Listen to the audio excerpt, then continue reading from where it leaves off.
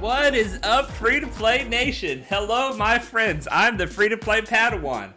I love Star Wars Galaxy of Heroes, but I hate spending money on mobile games.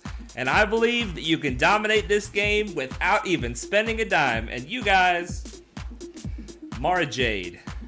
Mara Jade, you know, in preparation for the character spotlight tonight, I was looking at her kit, and there are so many things in her kit that I wasn't even aware of. And it is a bonkers good kit. Coleman Travers in the chat. What's up, my friend?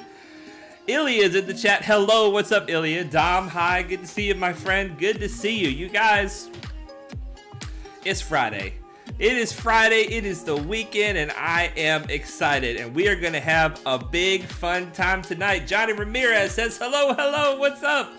Dom says, I wouldn't say Mara is the best marquee, but definitely top 10. You know, she's good. I would hold your decision until after we do this character spotlight, because, I mean, you know, there have been some fantastic marquees. In fact, I didn't realize it until this last post from the devs. They're saying that they try to have a tier of power, that marquee characters are a certain tier, and then, you know, legendary farms and epic journeys, and then galactic legends after that, and so on. I guess every character in the game is released one of those ways. I just didn't think about it. I think of like normal characters and then like marquee characters, but marquee characters are normal characters. All these characters were released either as a legendary, a marquee, some kind of chase event. They all introduced them somehow, and that was pretty cool to think about. All these characters, except for the ones that were already in the game when the game came out. I wonder how many characters was it when the game came out? It wasn't many. We're at like 240 now or something like that. There's really not that many characters in this game. There's really not. Coleman Traver says, hello, free-to-play nation. What is up, guys? What is up? Happy Friday, says Visla Valarian. I was getting your first name and last name mixed up. Happy Friday to you. Nori's in the chat. What's up, Nori? Bimgas, hey, Padawan, bad news. Just got COVID. Oh, no. Dude. Nori says, hope you get better. Stay positive. Yeah, definitely stay positive, Bimgas. Are you in the Discord, man? Let us know how things are going in the Discord. Stay in contact with us. I have not had it, but I'm sure there's people in there that have had it that can give you some advice. And I'm sure you got people in your life that can give you some advice. And once you get through it, let us know what are some things that you learned that help you get through it, because it's contagious. It is contagious, and it knocks some people on their butt badly.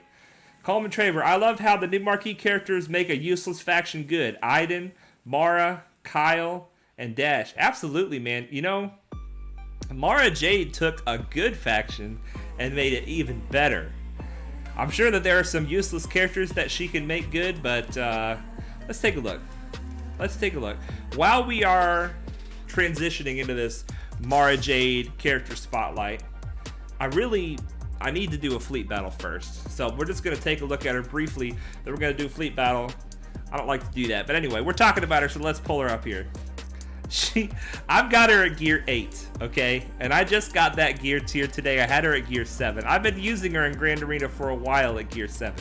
And only one of her abilities is maxed, and I did that today with an Omega. The rest of them are not even maxed out. She is usable in this place. She is usable at this current level 74, 3 stars. She is usable like this, and it is incredible. It is incredible. Bimgus says he was honestly convinced he was immune. It really sucks. It does suck, man. I'm sorry to hear that. I'm sorry to hear that. But you got to stay positive, man. You got to fight it with positivity. Stay active. Stay hydrated. All the things. You know, I'm no doctor. But, you know, I do have some Jedi healing powers, so maybe I can stop by and just help you get rid of it. That would be great. That would be great. All right. So, Mara Jade, the Emperor's Hand. She's Empire, which is her primary purpose. She's also an unaligned Force user, which is becoming more and more of a flexible tag. A dark side unaligned Force user, and she is an attacker. How do you mod Mara Jade? You mod her primarily for potency. Speed, actually, primarily. Speed and potency, but my mods are so limited right now. I went ahead and went all potency with Mara Jade. And like I said, you can use her at low stars, low gear, and she still gets the job done. We're going to take more of a look at her after we do this, but we are on the cusp of rank 1 in fleet. It never gets to happen anymore. We have one more battle remaining, and we are going to go for it. Francesco, my man is in number 1, and it is not his payout. Big Pat, who shares the payout with us, is sitting in number 2. He sat at number 2 so that we can get number 1. We alternate which days we get a higher rank. Coleman Traber says, my Mara is gear 7, and if she stays alive, man, the work she does. Indeed. Potency can work if you have a fast Thrawn to swap turns. Yes, indeed. All potency. Yeah, if you have a fast Thrawn. I don't have a fast Thrawn either. I don't have a lot going for me, you guys. I do not have a lot going for me. Let's go ahead and put a big mass assist on Sunfac. He is out of here. Now, thankfully, Francesco, who is currently sitting at number 1, has the easiest Malevolence fleet in the Shard for me to beat. And he must just be a big attacker. He must attack a lot because his Malevolence fleet is nowhere near as developed as everybody else's, so it's really just a breeze. I don't think I've ever lost to it. When I saw him in number 1, I got super excited because that's it right there. That's all it takes. His fleet is good enough to win number 1 apparently, but not good enough to hold, and I love it. That is just what I'm looking for. So there's Big Pat, our buddy who shares the same payout, and that was our number 1 fleet for the day. Let's hope that we hold it. If anybody knocks us back, it'll probably be Nubian Benub, who is not in the Discord chat. Just really briefly, you guys, one of the ways that you can do well in fleet is to be involved in a fleet shard Discord. As you approach the top ranks of your fleet, the top 10, if you start getting into the top 5, somebody should reach out to you and try to invite you into the Fleet Shard Discord. If they do not, try to reach out to the people in the top 5 and say, I want to be a part of the Discord. And what they do is they say, what is everybody's payout time? Let's put it on a list and only attack people when you're climbing that have their payout after you. So I can climb all the way like 5 hours ago. I could start climbing, and I do sometimes. As long as I attack people whose payout is after me, then you just coordinate that way and you make it to where everybody gets a high rank on their payout hour. Now, another feature of the Fleet Arena Discord is that you can ask somebody who's stronger than you to put in a weaker fleet. But I feel like if you can't beat the fleets that are there, you don't belong in that spot. Like, it would be great if Nubian Benub would swap out his Executor for us so that we could get rank 1. And for several weeks, he was rank 1 and nobody could displace him. But because he's not in the Discord, several guys, Big Pat, Snipers, some of these other guys in my fleet Discord have built the Malevolence fleet that it takes to displace him, and now everybody's getting stronger because he wouldn't move. And we're all kind of working together to not to keep him from getting his payout, but just to make sure that other people can try to get their payout. So it's a great community building thing. You don't want to be the guy in the Discord that's always asking other people to make their fleet weaker, because that's causes people to use their battles not to climb, to waste their attempts, and B, it can kind of make you an annoyance. So earn your place, get to where you can beat these fleets, and being in the fleet Discord will help you not get knocked back during your payout or as you are climbing for your payout. So it can really be helpful to get into the top 10, top 5 of your fleet if you're shooting for it and you think you've got a fleet that can beat the fleets that are in the top 10. Try to find out how you can get into that Discord. It can really help you out. It can really help you out. Bimga says, I just got 2 million GP. Awesome. That is awesome. Yeah, that is nice. Ilya says, Padawan, if we can get red crate in easy conquest, what corresponding crate is that in normal? I think it is crate 1 or crate 2. I think is the corresponding crate. Let's take a look. Let's take a look together, because I don't know what red crate looks like in easy, but we can see what crate 1 looks like, and we can compare it, and then we'll get into the Mara Jade thing. This is normal. Okay, that's no crates. Here's crate 1.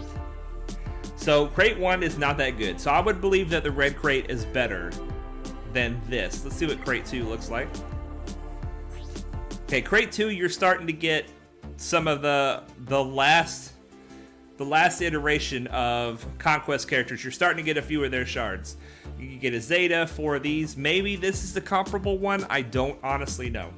But this is crate 2 right here. But you got to consider, it's not just the crate that you're worried about or that you're trying to capitalize on. It's all the stuff along the way. If you look, in normal mode, every time I cross over another tier of this, I'm getting a significant amount of conquest currency, and the equivalent in the easy mode is much less. Like this might be 20 instead of 50 conquest currency when you tick over the 318 keycards. And you know, so you got to consider not just what's in the crate, but also what is down below. And we are not going to make it this far. We probably won't even make it this far. I would like to make it to crate 6, but everything that we've collected along the way, all of these things that we've claimed, because we're in normal mode, they are higher than they would be in easy mode. So even if you can only get to crate 2, it may come out better for you to do normal mode crate 2 than easy mode crate 7. Just something to consider. I'm always a fan of pushing normal, and as soon as I hit 4 million, I'm gonna be pushing hard, even if we're doing terrible. All right, Mara Jade. Let me just see. Oh, one more thing. Shauna, the woman who was just diagnosed with MS. We talked about her a little bit in last stream. Her family has started a GoFundMe. She's a friend of the community, and her husband is having to stay in a hotel in the city where she's getting treatment, and they need some financial support. They need prayers. They need just anything that you can do. If you're interested in supporting them, the link to the GoFundMe is in the description, and it is also in the announcements tab of the Discord. They have raised almost $2,000 so far. They have a goal for $20,000. So I don't know if anybody can help, but if you feel like you want to help, maybe you've got experience with MS and it touches you in a certain way, the opportunity is there to help out if you want to help out. Sean Gibbons in the chat. Hey Padawan, Servo checking in. What's up, Servo? Oh my gosh, I didn't even realize Servo and Sean Gibbons, that was the same name. Awesome. Brian Thompson, man, changing that motor. Brian Thompson told me he is taking a motor and transmission, an engine and transmission out of his truck tonight, and then he might not make the stream. It looks like he is stopping in to say, hey, what is up, my friend? You're getting into some greasy business tonight. I'm a bit scatterbrained, you guys. Y'all gonna have to forgive me. I'm a bit scatterbrained. Where's my Mara Jade at? Where's she at? Oh my gosh. She's below my Phoenix. That's not good. I'll just have to go to Empire. I probably already passed her. Here she is. All right, Mara Jade. Now, 3 main things I want you guys to think about when you think about Mara Jade. 3 main things that make her great, okay? The first main thing is her passive ability, the Emperor's Hand. Okay, let's take a look at this. Coleman Traber says, promote Mandalorian ? Yeah, we should.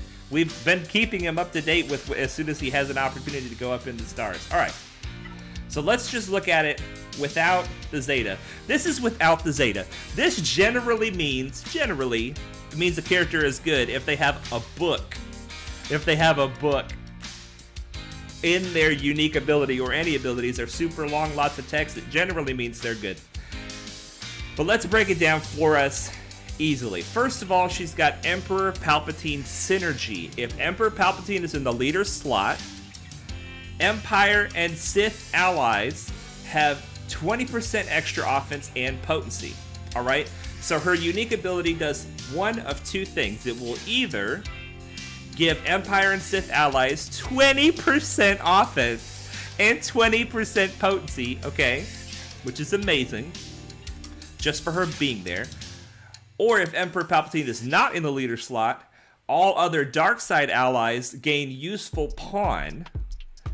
And what does useful pawn do? Well, for every ally with useful pawn, Mara Jade has 10% critical chance, 10% critical damage, and 10% offense. So, if somebody's in the leader slot that's not Palpatine, Mara Jade hits harder.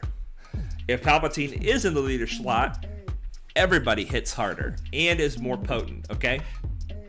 At the start of Mara Jade and Emperor Palpatine's turn, Mara Jade gains a stack of Loyal Hand up to 20 stacks, okay? So the biggest thing here is Runner with Palpatine and the whole Palpatine team, Empire and Sith, get an extra 20% offense and potency. Now the question is, I do not know, maybe somebody knows, does this apply twice if they are Empire and Sith? Like Vader and Palpatine are both Empire and Sith. Do they get 40% offense and potency? I don't know. Maybe somebody can let us know. Maybe somebody can let us know, because that is an amazing ability. We're going to focus on using her with Palpatine. This character has too much going on for me to cover everything. We're going to focus on running her with Palpatine because that is how we are planning to run her. She's also got a paragraph here about Jedi Knight Luke. But let's look at Loyal Hand. She gets Loyal Hand every time she or Palpatine takes a turn. Every Loyal Hand is 10% max protection and 10% offense. Holy moly. Holy moly. Okay, so that's her unique. Let's look at the chat. Bimgus says, I always try to get box 5. I didn't get it last time, though, because I was feeling kind of burnt out on Conquest. Still got box 4 last time. Box 4 is good. Box 5 is great, and box 6 is even better. We've never gotten box 7 on normal mode with this account. When Conquest first came out, I was still playing my old account, and I got box 7 3 times in a row. With like a just over 2 million GP account, but Conquest was a little easier back then. It was a little easier when it first came out. Dom says Mara Jade is probably top 5 marquee characters, and speaking of marquees, we haven't had a ship marquee in like a billion years. It has been a billion years. It might have been 2 billion years now that I think of it. Coleman Traber says, I would assume only once. So yeah, you assume it's once. I would assume it's once, but Vader with his ability, let's look at that just real quick. I don't want to... We're talking about how many times does the offense and potency stack. If they're Sith and Empire, does it stack twice? Because Vader's ability says, Vader gains 8 speed for each of the following: Empire ally, Sith ally, Jedi enemy, Rebel enemy. Well, the Empire ally and Sith ally, he counts that twice for himself. He counts it twice for Palpatine. So he gets 16 speed for himself, 16 speed for Palpatine. Similar wording, not the same wording. So I don't know. I don't know how we know either. So we're just going to roll with it and leave that as a possibility out there in the ether. Okay. Brian Thompson says it has been 2.5 billion years since we got a ship marquee. Coleman Traber says the word the phrase each of the following is important there. So Empire and Sith allies. Yeah. Okay. That's very possible. That's very possible. Okay. So that's the first thing. The first thing is her unique is amazing. Just for being on the team, Empire and Sith allies have 20% offense, 20% potency. Fantastic. Plus, she's given herself this Emperor's Hand situation. The second main thing is she gives amazing debuffs. She gives tons of amazing debuffs. This is another reason why she works great with Palpatine. So her unique makes her work great with Palpatine. All 3 of these abilities work great with Palpatine. Let's take a look at this ability. What does this ability do? First of all, it does it to everybody. It's AoE, offense down, shock, stagger. All right, 3 amazing debuffs. They hit less hard. They're shocked, which is a really good debuff. It works well with Palpatine. And they're staggered, which means that when you hit them again after they're staggered, they lose all of their turn meter. And then this ability, She inflicts stun and vulnerable on one enemy, but then she does AoE tenacity down. You guys, I could be wrong. I don't think there's any other source in the game of AoE tenacity down. Geonosian Soldier in the Geonosians is one of the most clutch members of the team because he inflicts tenacity down on his basic, which means that Poggle can come behind him with essentially no potency and still land that ability block because of tenacity down. Here's the thing about tenacity down. Tenacity down is irresistible. Cannot be resisted, period. The only way you can inflict tenacity down on somebody and they don't get it is if they're immune to debuffs or they dodge the attack. It is somebody can have tenacity up and you can still apply tenacity down on them. So on a team like Palpatine's team that is dependent on lots of debuffs, if she gets a tenacity down on everybody, then it doesn't matter who you're fighting, the debuffs are going to likely stick. So this is an amazing AoE tenacity down. But it's not just an AoE tenacity down. It is also an AoE buff dispel. You guys, there are other AoE buff dispels in the game, but buff dispels are really valuable, and buff dispels on everybody are bonkers good. Another character that's got an AoE buff dispel is Geonosian Brood Alpha. We use it sometimes to clear the field of buffs, but this AoE buff, it does so much. These abilities do so much stuff. So an incredible amount of debuffs that is out there. And then the last thing to remember, so first of all, an amazing unique. Second of all, tons of amazing debuffs. Third of all, her basic.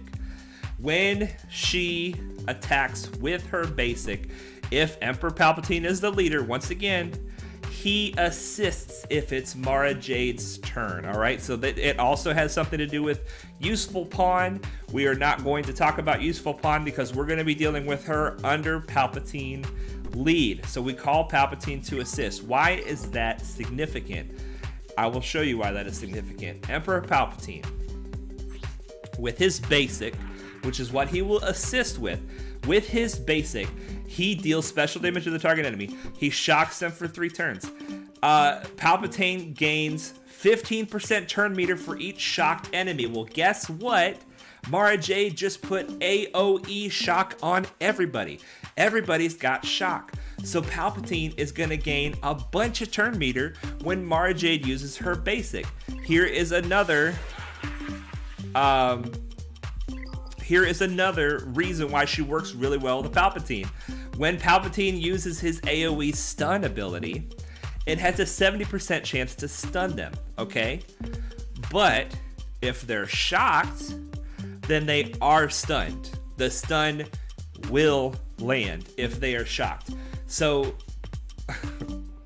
let's see how this works. Let's see how this works. Bimgus says it's only a buff dispel on the target. Is that true? Am I losing my mind? That seriously takes her down a notch if that's true. Forgive me for that. Forgive me for that. I am reading poorly. Let's take a look. Dispel all buffs and inflict stun and vulnerable on the target enemy. Okay. Thank you. That's a huge deal. That's a huge deal because that makes her less good. An AoE buff dispel would just, I just don't understand why they would put all that in one character. And they didn't. So it dispels the buffs on one target. Thank you very much for that. Bimgus, even with COVID, you're keeping me straight, man. I appreciate it. Okay. Unfortunately, the current Galactic Challenge is a ship Galactic Challenge, so we cannot test her out in the Galactic Challenge, but we are going to test her out in the Galactic War. So let's find her team. The Emperor's Fist. It's interesting. You guys named this team the Emperor's Fist before Mara Jade came out, and she's the Emperor's Hand. That's pretty cool. You guys had like a view of the future.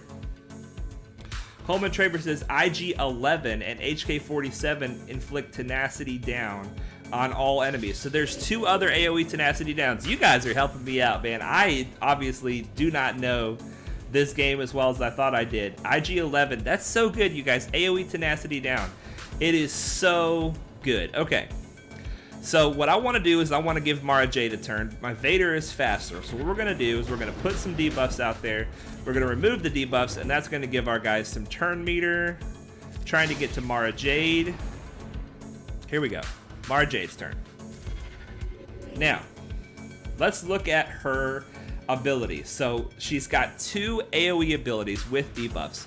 Under Palpatine, anytime an Empire ally inflicts debuffs, they get 20% turn meter per debuff inflicted. So she's going to inflict tenacity down, as I said, is irresistible. So if this will be a great test. We can clearly see that it will not dispel all the buffs if it indeed is a target only buff dispel. So if we use this ability, she will inflict tenacity down, and she will also inflict stun and vulnerable. So let's do it. Okay, yep, it's only a buff dispel on the target. So thank you so much for that, Bimgus, helping me out. Coleman Traver, some of that only inflict tenacity down if a target is debuffed or has thermals. Okay, so HK and IG can have some qualifying phrases. Okay, good to know. Now, this is something we didn't talk about. Vulnerable, what does it do? Where does it show? That's the wrong person. Will be critically hit if able. It's not a huge deal, but it could come in clutch if you want to guarantee a crit on somebody. So she just put tenacity down on everybody. Tenacity down. Come on. Here we go. Minimized chance to resist negative status effects. I don't know what the actual number is, but I feel like it's like minus 1500 tenacity or minus 2500 tenacity. It's a lot of tenacity reduced. It's like all the tenacity. And I hate coming at you guys with all these half-cocked statements, because obviously I was wrong about the AoE buff dispel. I was wrong about her being the only AoE tenacity down. So I don't want to say more things and just be wrong. But tenacity down is a strong debuff that will allow other debuffs to stick. Now, why did I do her tenacity down first? It's so that all of these other debuffs that she has will stack. And this ability will give her stealth. Now, there are situations where you're going to want to use the other AoE first. But watch this. We're going to deal damage to all the other enemies. Now, everybody is staggered and shocked. So what we're going to do is we're going to pick somebody who's about to take a turn. Hopefully this doesn't kill him. She's going to use her basic. Palpatine's going to assist, and now Palpatine just got bunches of turn meter. He got bunches of turn meter because he hit somebody with shock, and everybody that is shocked gives him 15% turn meter. That's 1, 2, 3, 4, 5 times 15. That's what, 75% turn meter he got from that one basic that Mara Jade did. Now he can just use another basic and get a bunch more turn meter, or he can, let's see here, let's just shoot somebody, see if we can get back around to Palpatine. Vader, I know you're amazing, but we do not need you to show your amazingness in this fight. Okay, so let's use another basic. Palpatine will assist, and then Palpatine gets to go again. Now, if Palpatine, let's see here. If I had used this shock ability here, then everybody, this what is this called? Power of the Dark Side. It's an AoE stun, and anybody that's shocked have their shocks dispelled, but then they're stunned. So it's a great control ability. Let's just go ahead and get to the next fight and see what everybody has for us. Hopefully Mara Jade's cooldowns will be reduced enough to use her abilities again. So in order to understand why Mara Jade is so good under Palpatine, you have to understand Palpatine's lead. And Palpatine's lead gives everybody, if you have his Zeta specifically, when a debuff on an enemy expires, Empire and Sith allies gain 5% turn meter. Well, what happens when you hit a stagger? The stagger does its work, but it also is considered to be expired. What happens when Palpatine does his AoE stun and all the shocks are consumed and everybody is stunned?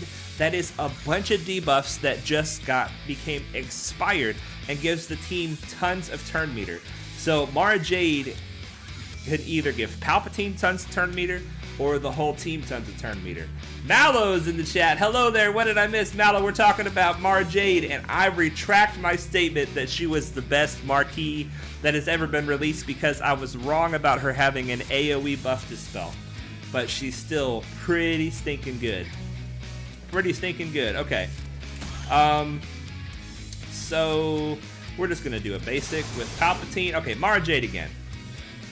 So let's try something else. Instead of doing the tenacity down first, let's do the other ability first. Now this means that not as many debuffs will stick because tenacity down is not there, but still almost all the debuffs stuck. Now I'm going to hit the staggers. The staggers are going to remove all of their turn meter, and it's going to give the whole team a bunch of turn meter because it's going to expire debuffs. So here we go. Let's watch Vader's turn meter specifically. Watch his turn meter. Here we go. Boom. Everybody's turn meter got jumped up a big chunk because the staggers were removed. And now my team has a bunch of turn meter, and the enemy team literally had all of their turn meter removed. So now we can use a basic. This will call Palpatine to assist, and he gets turn meter for everybody that's shocked. Now he can use his AoE and stun everybody that was shocked. The shocks are now removed, which means that's more debuffs that expired. So the enemy team is stunned with 0 turn meter, and my team is just cranking through, you guys. We're going to be using this team in Grand Arena tonight if we're lucky and find somebody we can use it on. And you guys are going to see how powerful this is. And Tarkin works well under Palpatine as well because he puts a bunch of debuffs, and then he gets a free turn from it.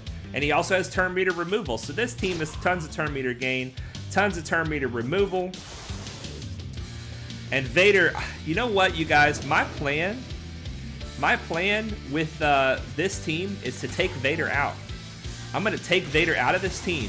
I'm going to put in TIE Fighter Pilot, who I personally love as a character. He's going to work really well under Palpatine with Mara Jade because he's got an AoE buff immunity, which is pretty clutch. AoE buff immunity there's not a lot of sources of that in the game. And they're just gonna go and go and go and go and go. Okay, here's a team with a little more sauce on them. Bimga says, just like in the movie. I'm guessing you mean hello there, or I'm not sure what you mean, Bimgus. All right, so let's start with, this is the ability we have available to us. We'll start with that, and then we'll do this. There we go. Bunch of turn meter for the team. Everybody's lost all of their turn meter. It's amazing. Call Palpatine to assist. Bam. Now we're going to try a Palpatine basic farm. Palpatine's ready to go again. Palpatine, ready to go again. Let's go over here. Palpatine's almost ready to go again. Oh my goodness, you guys. Just a basic. Let's not finish anybody off. We want to take advantage of these. Let's give it back to Mara Jade. Mara Jade, call Palpatine to assist again. Palpatine goes again. Palpatine goes again. Palpatine goes again. What is happening, you guys? Do you see this? Do you see the power of the AoE shock and how that affects Palpatine? And anybody who's going for Supreme Leader Kylo Ren, you have to have a Relic 7 Palpatine. Well, you can have a Relic 7 Palpatine and a 3-star Gear 8 Mara Jade, and you can set that Palpatine to work, and he will go out there and get things done. Palp killed Windu. Oh, yeah. Yeah. All right, I'm having too much fun. Let's get in here and try again. Now, I said we're going to focus on her under Palpatine lead because that is the real magic of the situation. But let's just see what happens. What is I feel like the useful pawn is not that good, especially if you have a low gear Mara Jade. And the reason is because the useful pawn, it actually makes all your characters that have the useful pawn, it makes them worse. It reduces two things, and it makes Mara Jade hit harder. Well, the problem with that is that if you have a low gear Mara Jade, she's not going to hit very hard anyway, so making her hit a little harder and making your big hitters hit weaker is just not a good idea. But here it is. Useful pawn, less critical chance, less critical damage, less offense. So she's kind of like suctioning their abilities and getting stats for herself. So let's do this. Here's a situation where if we do the AoE, we might die, but we're still going to do it just to test. And this ability right here will get her stealth. So if I want to use both of these abilities on her, and I want to start with the one that's going to put her under stealth, because then the next ability she uses, she will not get counterattack. So she gets counterattack from that one, and that's fine. But she doesn't get a bunch of turn meter because we're not under Palpatine lead. All right, let's see. Hitting the staggers won't help. It won't give us a bunch of turn meter. Palpatine still gets his turn meter from that interaction, even under Vader lead. So Palpatine's still going to get a bunch of turn meter. Wow, we cannot land shock on that Kanan. Go, Kanan, go. Tarkin gives himself a bunch of turn meter regardless. Okay, so she's stealthed. So now we can use the AoE, and we're not going to get damage. Let's just get a fracture over here. Palpatine still gets turn meter when he uses his basic. Let's go over here. Does she still call him to assist? She does still call him to assist, even if he's not in the leader slot. Okay. But see, a lot of the Mara Jade benefits go away when Palpatine is not in the leader slot. So I really recommend, if you're going to run her low gear, run her under Palpatine lead. Coleman Traber says, useful pawn cheese with Magma Trooper. All right. So you're talking about something that I believe I understand what you're saying, but I don't have any experience with it. Are you saying that the useful pawn debuff spawns at the beginning of the fight, and Magma Trooper gets a certain amount of turn meter when he gets debuffed, and then he's gonna get a lot of turn meter at the beginning of the fight? Is that the case? What does Magma Trooper do under useful pawn? All right, so let's take a look. Let's take a look together. Let's go ahead and we're gonna back out of this fight.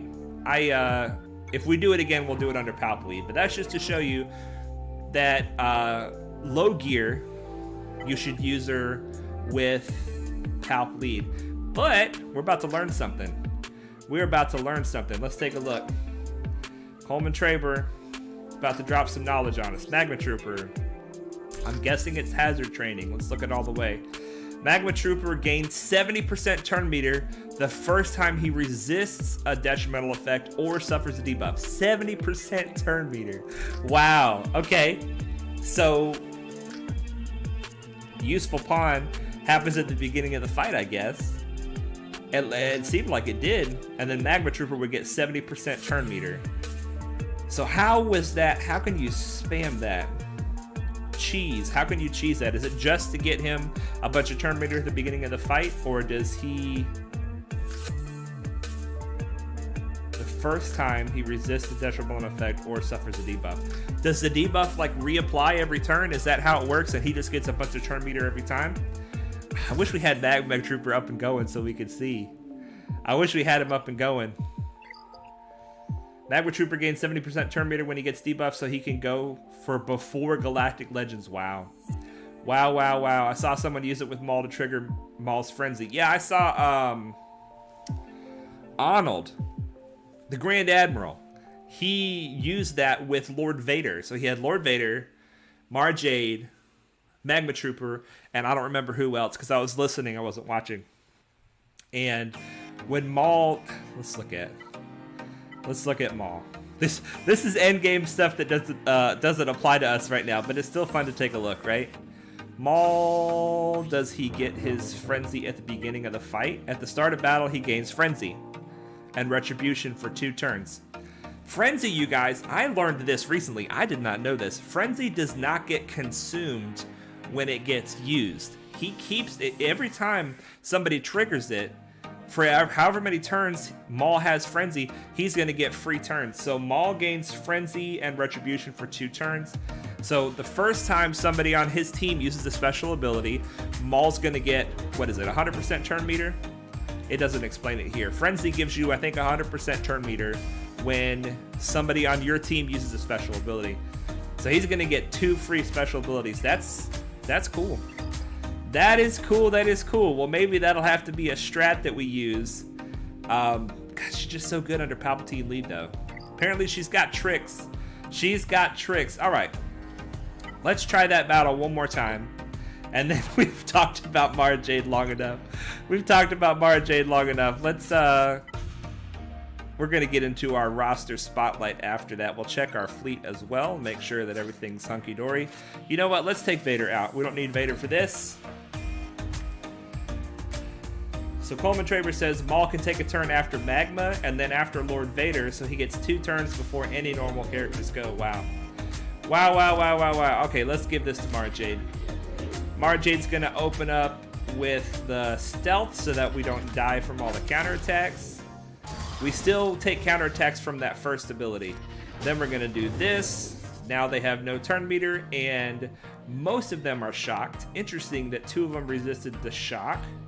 We're going to go ahead and apply the shock to another person. Now, she is still vulnerable. Still vulnerable. So that apparently does not get removed when they're struck. All right, so we have a bunch of shocks. Palpatine. Let's go ahead and stun everybody so that they don't counterattack us anymore. And now we can go about our business applying more shocks. Let's get the big finish here with our Relic Tarkin, you guys. Not a lot of people have Relic Tarkin at this. Mara Jade can help Palpatine spread the shocks around with her basic. She calls him to assist with his basic. And just to pour salt in the wound, we're going to take their turn meter away and get our turn meter back. And the Phoenix Squad, one of the greatest teams in Star Wars Galaxy of Heroes, has been undermined by the Emperor's hand, Mara Jade. Alright, you guys, so Mara Jade, if you want to upgrade her at low gear, if you haven't upgraded her yet and you don't have Palpatine, don't waste your time because she works best with Palpatine. But if you have Palpatine, even like we do, a low gear Palpatine, he's very low gear, she still works wonders with him. He's slow, but he just got so many turns there. He just got so many turns here. Okay, Grand Arena, Squad Arena. We're not putting enough effort into Squad Arena to break into the top 50. We're still rank 1. That's good. That is good. That is good. All right, let's spend some energy, and then we're going to get into this roster spotlight. I had somebody in the Discord who suggested, what if we had like an Ask Padawan segment to the stream where you guys can ask me anything. Ask me questions about the game, ask me questions about myself, get to know me, ask for help with direction on this or that. I don't know when that would best fit in the stream, but it feels like during spending energy would be a good time for that. So I'm going to open it up to you guys. If you want to ask me any questions, I have some things I want to go over today, the Mara Jade, the roster spotlight, the Grand Arena, stuff like that. But let's talk about whatever you guys ask, any questions you want. I'm not super smart, but I've been playing the game almost since it came out, and I've got some advice if you want to ask. I've got some advice if you want to ask. Okay, so for our current farms, we are going for Scion. Have we farmed Scion already today? Let's find out. No, we have not. Let's do it.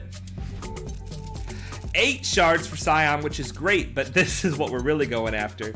The ship. We got 1 ship shard. We'll take it. 1 shard for the ship is about average. First Order Stormtrooper. We're going to get him from the light side because of the special event going on, giving bonus drops for light side energy. Making progress slowly but surely. Wrecker. We are farming the BTLB Y-Wing, but we're getting a bonus Wrecker.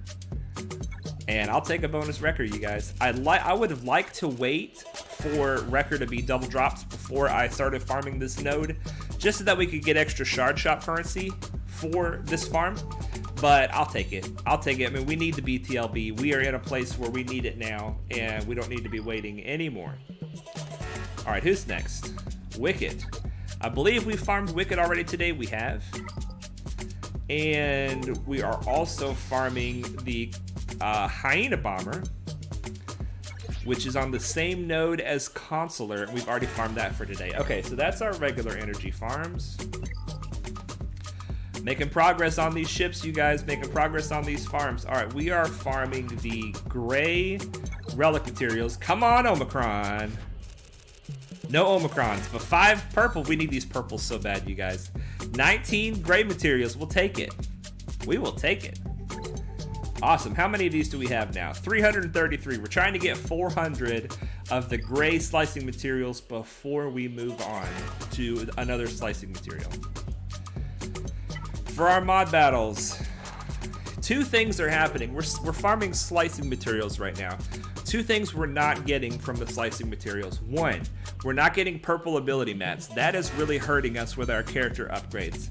2, we're not getting as many credits with the slicing materials. So we need the slicing materials. We have a lot of mods that we want to slice, but we have to be sensitive to what we're not getting while we're farming slicing materials. So you never want to farm slicing materials for like ever and ever and ever, because you just don't get a lot of bonus things from them.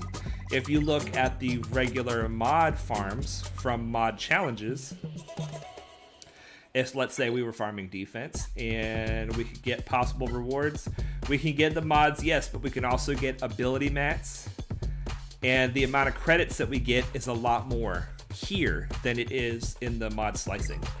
So something to consider.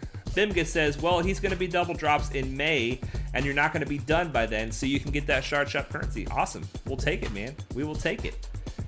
Good to know. I didn't know it's already been that long since the Bad Batch came out. All right, let's go ahead and do these while we're here. Fleet challenges, knock them out. So nobody has any Ask Padawan questions. That is fine. I just kind of sprung it on you guys. You weren't prepared for it. All right, let's do our fleet farms. We're farming, 3 shards for the Rebel Y-Wing. Beautiful. And have we already farmed Zalbar for today? We have. We're farming Nest and Mando. 8 shards for Nest. What a day. What a day. 8 shards for Nest, 0 shards for Mando. But we got one of these. These are rare. Oh, the ship ability mat Omegas.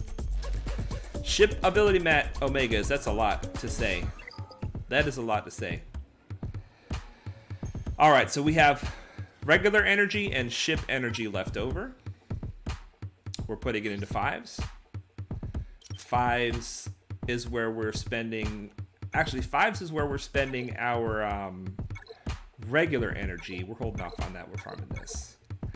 And we're spending our ship energy on 3PO currently, because I really want to get 3PO to gear 11.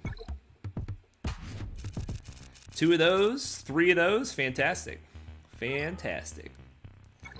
All right, so where's 3PO? No, yes, there he is. Oh, we finished it. We finished that piece. All right, so this piece we have to farm with regular energy, I think. Yeah, we have to farm this with regular energy. So we're going to have to divert our regular energy to C-3PO until we get this piece done, and then we can go back to 5s. But what we can do is we can farm some of these Mark 12 fusion furnace, because we need tons of these for tons of characters. So let's spend our fleet energy here. Bimga says, how are you doing looking on the Rebel Y-Wing? I just want to compare. We have very few shards. We just started this farm. If you remember, we had just finished Shaak Ti and B1 in the fleet farms just very recently, a few weeks ago. And then we switched over to Jolee in the fleet, and then I said, oh my gosh, I don't want to farm Jolee out of the fleet. I want to farm him from normal battles, because you also get a bonus character with him. Who is it? Who is it? I can't think of her name. Bo-Katan. Bo-Katan. You get with Jolee. So I like to double dip when I can. So I stopped farming Jolee out of fleet, started farming the Rebel Y-Wing instead. So the Rebel Y-Wing, to answer your question, 29 shards. 29 shards. But I mean, we are not planning on having a Rebel fleet for a long time. I'm farming the Rebel Y-Wing primarily for Grief, Karga. But I'm going to go ahead and probably finish out the ship just so that if I want it someday, I can have it. Or for these stupid galactic challenges that require rebel ships, if we have it, then we have it, right? Lord Czar says, that piece is a good value for crystals, the one on 3PO. Really? Okay. Well, maybe we'll make a little crystal purchase. While we're here, let's go ahead and do this. Light said, is Starkiller in the game? I'm glad I finally got the Bad Batch squad. Light, good to have you on the stream. I don't believe I've seen you before. Welcome, welcome. Starkiller is in the game. He just came to the game. He's rather expensive to get your hands on at this point. But all the characters required to get him are now free-to-play farmable. I think Mara Jade was the last one. You only have to get 4 characters, and 3 of them are Cantina farms, which means that they should be relatively fast. Mara Jade, you're looking at probably like 7 months to get her. 6 or 7 months, because she's a single shard farm. But yeah, Starkiller's in the game, and he's good. He is good. Wow, you got Vader TIE Fighter Max? Yes, the Vader was one of our first ship farms. We were farming him out of the fleet hard nodes and also out of the fleet store as well. In the guild store, we desperately need the Carbantes, which are not here. And that is all that we're farming from this store. We're farming prestige from the Squad Arena store. Light says, I've been playing for almost 4 years. I'm sort of new to the Galaxy of Heroes community. So you're super experienced in the game, but you're new to the community. Well, welcome. This is a great community, and it's even better now that you're here, Light. Thank you for joining the community. We are glad to have you. I hope that you really enjoy your interactions with the community, because everybody is super helpful and positive. Some people can get a little critical sometimes, but if you just steer clear of the critical ones and hang out with the cool kids in Free-to-Play Nation, you'll be just fine. We try to be more uplifting. Coleman Traber says, what is the bounty hunter team you are aiming for when you get Grief up and running? Coleman Traber, I want the best bounty hunter team. That's what I want. And I honestly, it's changing so much so fast. We're going for the ghost out of here. It's changing so much so fast, I don't know what it's going to be by the time I get around to it. But that's enough out of this shop. Let's get a little Hermit Yoda. Oh, you guys. Hermit Yoda. We gotta do it, right? We gotta unlock him. Even though he's not 7 stars, and even though we have like no money, we gotta unlock Hermit Yoda. We just gotta at least unlock him. But yeah, the best bounty hunter team, as far as I'm aware, is we'll put it together here.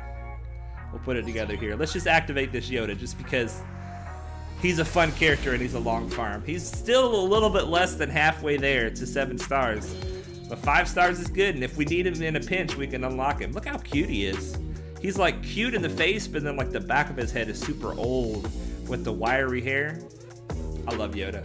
I love him so much. Have you guys seen those bad lip readings of Yoda with the seagulls and the My Stick? I love those on YouTube. Check them out; they're hilarious. Okay, bounty hunters. Let's make the dream team. Let's make the dream team. Squads. Best squads. Yeah, this is what we're gonna do. Create a new squad. Bounty hunters. Can we do it with characters that we don't have in here? Yeah. Okay, here we go. Orsing, lead. And then we're gonna go Bossk. Grief.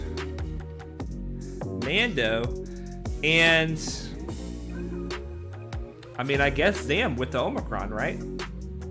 This is the team as far as I know. This is the dream team. But then, let's say you don't use Aura Singh, then Fennec, with her 5 attacks on basic, Fennec Shanda's looking pretty good at that point. I don't know, it just seems like, with the bounty hunters, it seems like the thing to do is get them all, and then you can just do whatever you want with them. You can just make whatever team you want.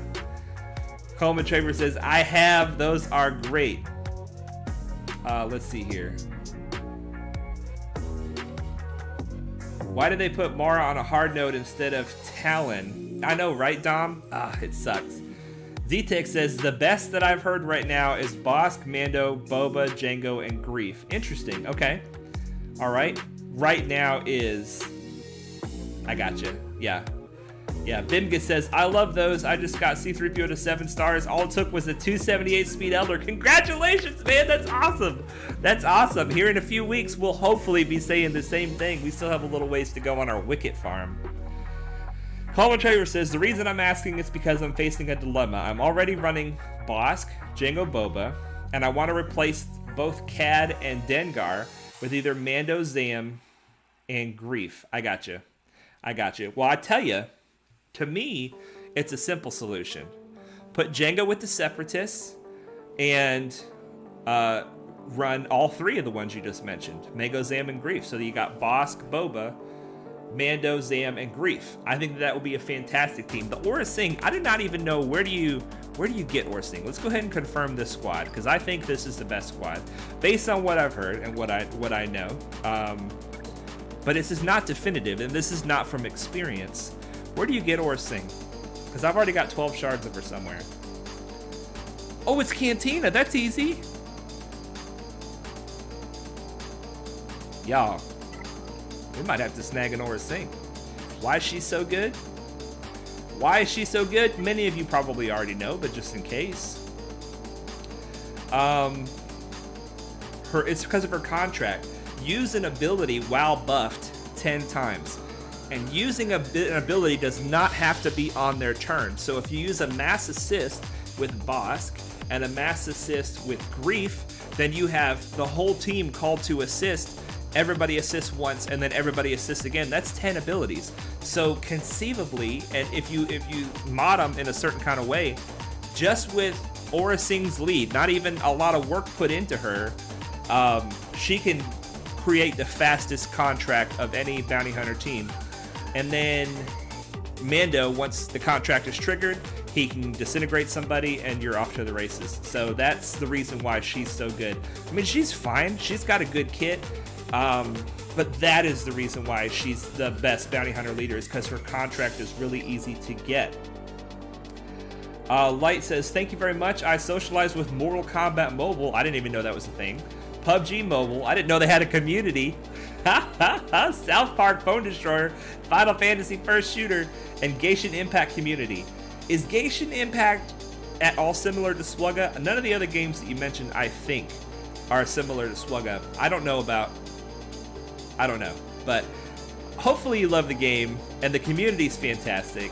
You know, some of the biggest community leaders, Cubs fan Han, Arnold, Heinze, It's Just Ian. I'm not a big fan of It's Just Ian, don't tell him. What's his name? AP Gaines.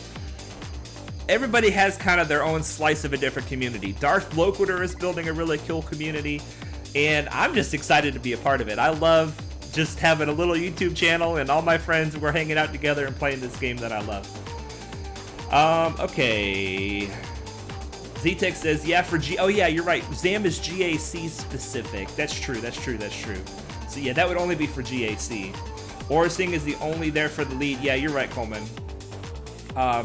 And just briefly, you guys might be asking, how are they buffed? Like, how's everybody getting buffed on that team? The other thing that Aura Singh does is, I believe it's her unique ability. Well, she's got a couple. That's her payout. Whoops. It must be... Is it her lead? Yeah, it's her lead. All bounty hunter attacker allies gain stealth for 2 turns. So,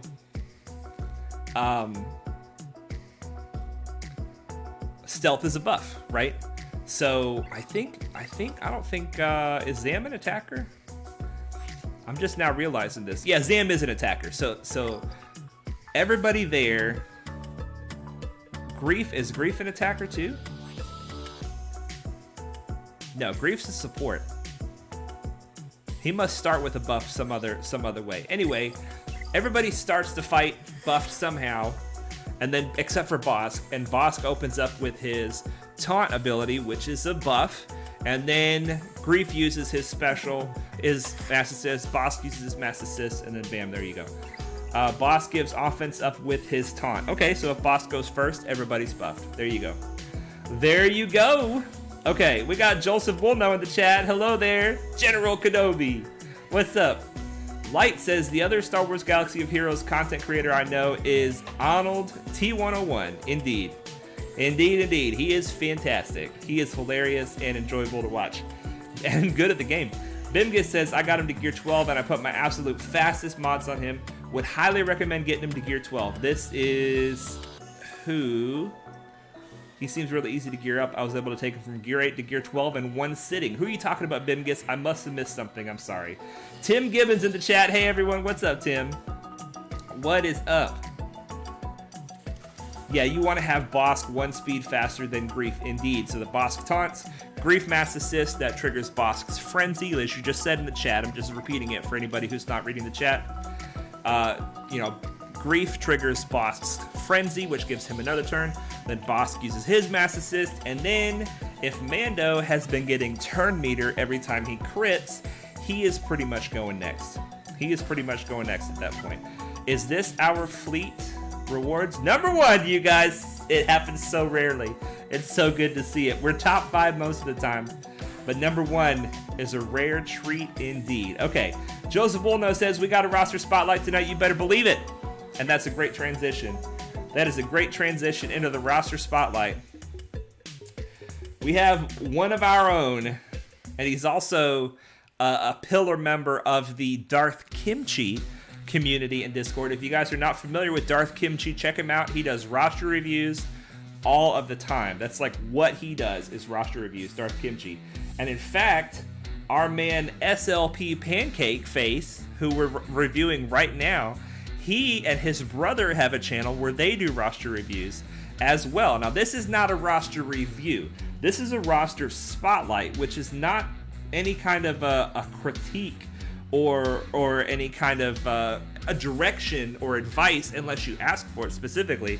It's really just giving the community a chance to see what you built and to see all the amazing things that you've done with your roster. If you have any fantastic mods, if you have any super exciting characters. There he is, mini SLP Pancake Face.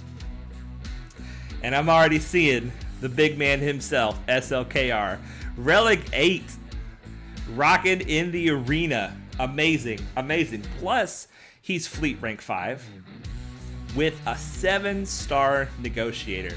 Amazing. Oh, so good. All right, let's look at his stats. We like to look at the, I don't know why, we like to look at the donations. Gear donated, 310. So he is a donating man, but not like our man, Yeshui Marshmallow. He falls somewhere in the middle. He's donated way more than we have. Way more than we have. Okay, let's look at his ships. This is the way. Can you record how you play your clones in the Sith raid, please? I will figure out how to do that. I will. I do all my raids on my phone, like away from the computer, but I'm sure there's some way to record what happens on the phone and then like transfer it to the computer. We'll figure it out. And then maybe we can commentate it while we're showing it on the stream. Joseph Woolno says, I know Pancake. I mod with him on Kimchi server. Do you for real? That's awesome. That's awesome. I love Kimchi's community. Kimchi, of all the content creators out there, he has the attitude and the perspective that I most admire, with super positive, not critical at all. He's like a hardcore modder. Like, he mods his account like crazy. And when he started doing roster reviews, he was really focusing on mods a lot and like telling people, sometimes he was making people feel bad about their mods, and he just like completely flipped. He's just like, I love what he says. He has so many things that are hilarious. He says, I just want to respect the grind, which is very smart. But he also likes to say, and my man SLP is farming it right now. He likes to say the BTLB. He says bacon, tomato, lettuce with extra bacon. I love it. Bacon, tomato, lettuce with extra bacon, because it's BTLB Y-Wing. Yeah, he always talks about this ship and how hard it is to farm, and SLP is farming it right now. Awesome. Let's take a look at some more of his ships. That's enough about Kimchi. Check him out. He's awesome. And I will go back. It's not there now, but I'll put a link in the description for SLP Pancake and his brother's YouTube channel if you want to check that out. They are two British brothers, and they're hilarious. They're always like, you know, arguing with each other about the roster review while they're going through it and doing it. It's funny. It is definitely funny. All right, so his ships, he's got the ships that he needs for the finalizer. He's also got the ships that he needs for the negotiator fleet minus the BTLB. I'm impressed that he is getting top 5 in fleet without the BTLB. That is impressive. It's probably because he's running the Houndstooth in there instead, and that is a super smart thing to do until you get the BTLB. This is a lot of ships, you guys. Ships are slow farms. He's going for the Vulture Droid. He's going for the Hyena, I think. We might have skipped the Hyena. Look at all these capital ships. Holy moly. 7-star Negotiator, 5-star Malevolent, 5-star Finalizer, 5-star Malevolence, 5-star Chimera, Executrix, Endurance, and Home One. Wow, he has got a lot of stuff. He has got a lot of stuff. What is he missing for Han's Millennium Falcon? Let's take a little look. That's the other ship that he's farming right now. He's farming the IG 2000. Back to Kimji. I just can't help it. I think he calls this the Tweezers. He calls this ship the Tweezers, and it does. It looks like Tweezers. It's funny. He says, looking at this ship is like a vampire looking into the sun. I just can't do it because it's such a long farm. It is. So it looks like that's all he lacks. This is the ship that's holding him up from the 7-star Han's Millennium Falcon. But you know, Millennium Falcon is amazing, right? But it's really best with the right Rebel ships to support it, and the right Rebel ships take a lot of pilots. And it is a lot of gear farming to get it done. It's a lot of stuff to get this done. So he did say, okay, just a few notes about his account. He came back to the game after taking like a 4-year break. And I assume he started a new account. I don't know if this is a new account or if he just revitalized his old account, but he bought the Hyperdrive bundle, and he says since then he's not spent any money on the game. So this is free to play except for the Hyperdrive bundle, which is really impressive. All these ship farms, it's a lot of ship farms. But let's look at the characters now. Supreme Leader Kylo Ren, awesome, you guys, awesome. How does he have him modded? Let's take a look, because I don't know how to mod Kylo. He's got him modded for speed and health. It's amazing, you guys. With the Galactic Legends, health mods become more important because the Galactic Legends have way more health than they do protection. If you look, he's got 131,000 health. He's only got 50,000 protection. All the other characters, for the most part, have more protection than health. And so health mods kind of fall by the wayside until Galactic Legends came around. All of a sudden, health mods are the way to go again. How fast is he? 565. Amazing. Amazing. And he's got all the Zetas. This is, every one of these abilities has a Zeta, you guys. That is a lot of Zetas. That is a lot of Zetas. Relic 8 on that bad boy. Amazing. Relic 7 Darth Vader. And that's not even for Supreme Leader Kylo Ren. So he must just love Darth Vader. Relic 7 Kylo. General Kenobi Relic 8. Wow. Wow. Oh, he's got a CLS team too. We saw the Han and Chewie. Let's check the CLS team. Let's check the Rebels. There we go. Oh, he's got 3PO. Relic 0. This is a really smart gear level to put 3PO at, you guys. 3PO is required for various legendaries or whatever, but 3PO, one of the main things he needs is speed, and as soon as you get to Relic 0, you don't get any more speed from his gear, anymore at all. Doesn't matter if you take him up to Relic 9, he gets no more speed. So if you take him to Relic 0, he's got most of the health and survivability that he needs, but he doesn't get any more speed, so you can stop there. CLS, Relic 4, Chewie, and Han. Where's our boy Chupio? There he is. There he is. The 3PO and Chewie is coming up. 3PO and Chewie, you guys, is very interesting. And this is probably what SLP is thinking. He's going to bring up his 3PO and Chewie, and then he's going to put the Zeta on him. What the Zeta does is it takes some of the leader stats, and it gives it to the whole team. So he can even be running a low gear 3PO and Chewie, Chewbacca, Han Solo. And just because Commander Luke is Relic, the whole team is going to be way thicker than they were before. Awesome. Awesome. All right, so let's keep looking at this amazingness. Padme. He's got a Padme team. Let's take a look. He's got a lot of stuff, you guys. He has got a lot of stuff. Why am I struggling with my... I'm scatterbrained here, you guys. I'm scatterbrained. All right, wow. Wow. So he must run Yoda with the Padme team. He's got relics on all of them. Amazing. SLP, hook me up, man. In your guild, how does your Padme team at this rank do in the light side GOTB? We're going to be gearing up our Padme team to try to do well in the light side GOTB. And I'm thinking Relic 5 kind of across the board. But I'm interested to find out how yours does. Coleman Traber says Chupio is OP. Indeed, he is. Bimga says, also in the Galactic Legend unique ability, they get 10% more health and protection for each relic tier. That is true.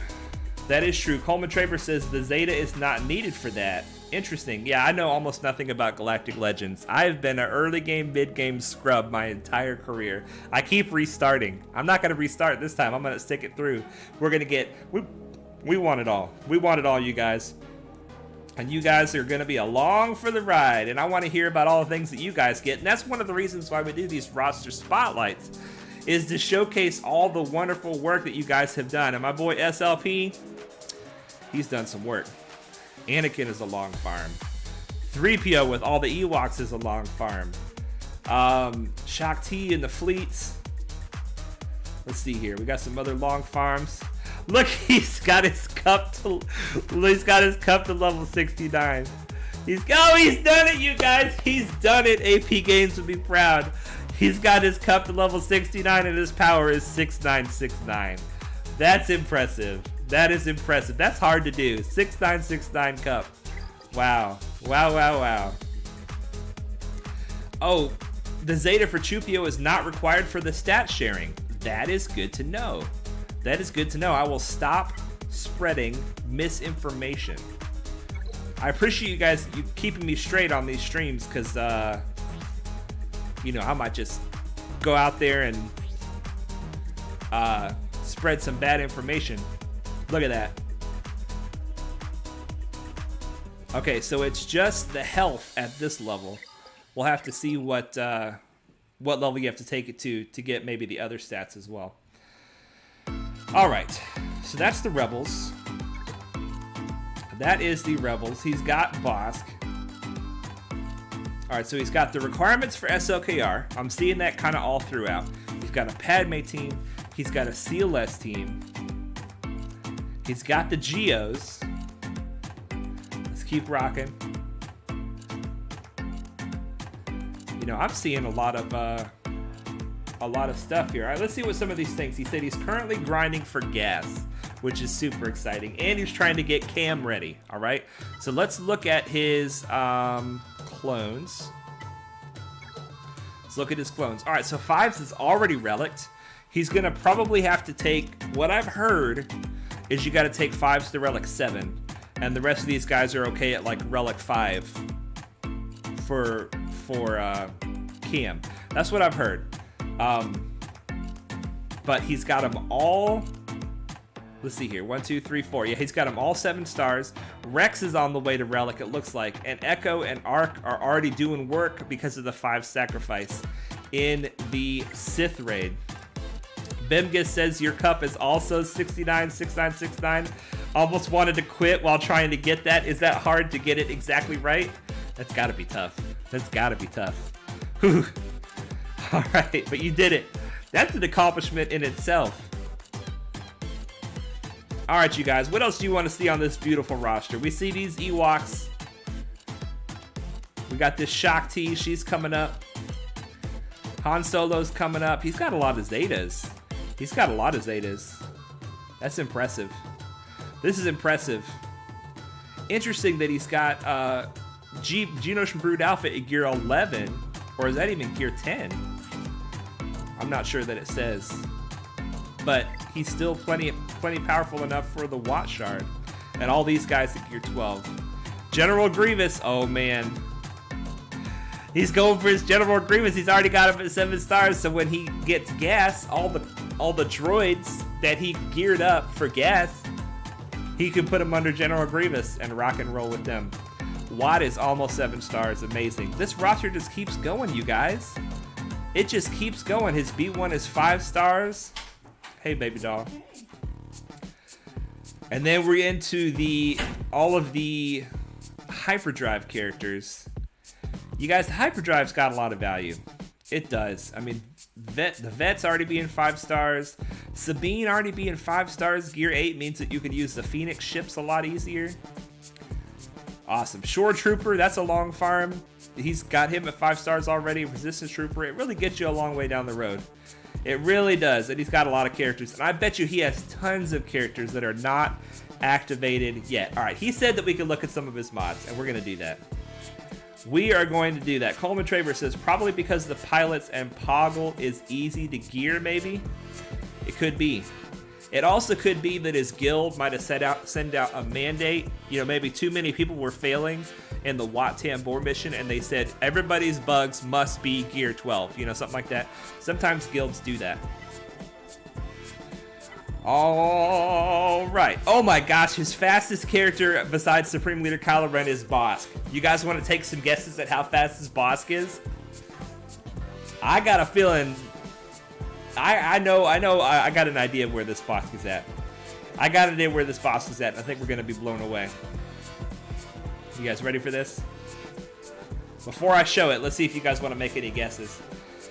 Bimgus says, really hard mod work. You have to use 1 to 4 dot mods. It felt like grinding my first Galactic Legend Cup.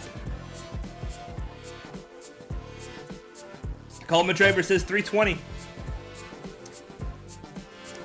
Anybody else? Ilya says 350. 350! Holy moly! That's a fast boss. You guys ready for this? 323. 152 speed. 152 speed. You guys, listen. You know that you've got a good mod set, that it's giving some good speed to your tune when it's giving you plus 100 speed. Just really briefly, if anything in the parentheses besides the white number is coming exclusively from mods, it doesn't then get added to the number, so this number isn't 470 something. This is just showing you how much of this number on the left is coming from mods. If you get a mod set to 150 speed added, that is a bonkers good mod set. He's got more than 150 speed added right here. We've got more guesses coming in. Ilya says, I have no idea about speeds. That's no worries. That's no worries. All right, you guys, let's take a look at some of these. I just want to see some of these. We know that this is going to be 32, right? Yeah, that's 32. What do we have in the triangle? 23 speed with a health triangle. Oh, man, that survivability, though. Tenacity. A lot of people like to run tenacity on Bossk because he already has a little tenacity in his lead. Helps make him a little harder to debuff. Tenacity on the primary with 13 speed. That's a fast tenacity mod. 23 speed right here. 20 speed right here, and he can even hit it one more time. But look at the health. Look at the protection. This is amazing. Potency, protection, protection. He's got, I didn't even see if this is a health primary right here. 24 speed right here. These are some sick mods, you guys. This is a man who wants his Bossk to run fast, and this Bossk does run fast. Bimgus says, I have 287 speed Bossk with health sets. That is nice. That is nice. A fast Bossk is deadly. Why? Because he will use this taunt first when he's on defense. He'll use his taunt first, and then all of a sudden, the whole enemy team has to attack Bossk, as he is thicker than a Snicker, you guys.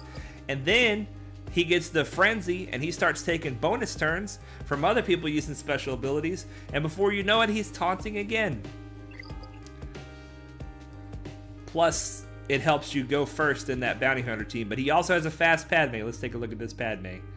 Oh, baby. Speed and health. That is a great way to mod Padme. 311. Over 300 speed on Padme. That is a fast Padme. And then Hux. Yeshua Marshmallow would be happy with a fast Hux. 293. 132 speed on that mod set.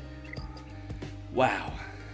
Wow, wow, wow. Yoda is quick. When you run Yoda with Padme, oh my gosh, you guys, he's quick and he doesn't even have a speed set. 274, no speed set. So he has almost 100 extra speed with an offense set. Very, very good.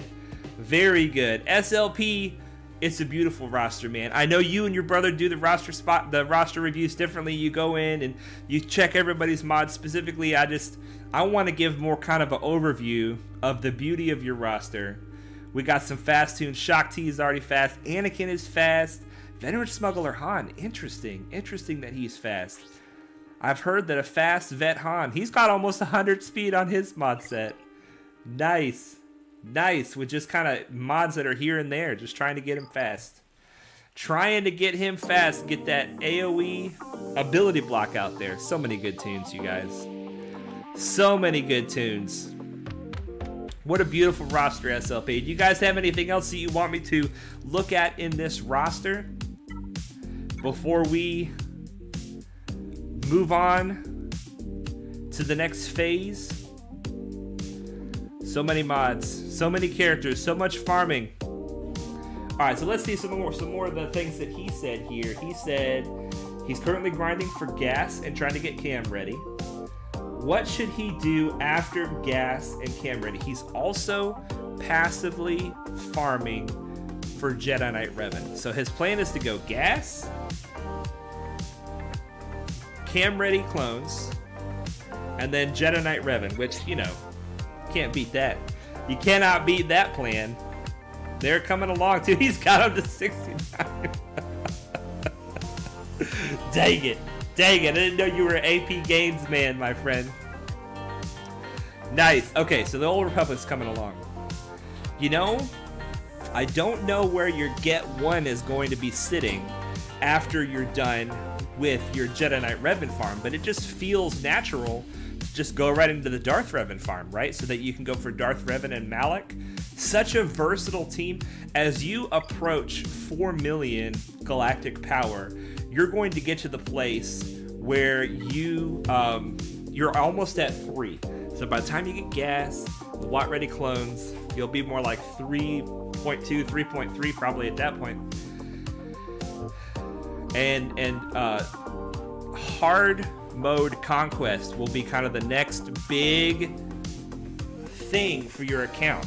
So even though, you know, you could benefit from, you know, getting your Grievous Scepter Relic, which you probably would be a good idea for your fleet and for your droids, there's a lot of little things you can do.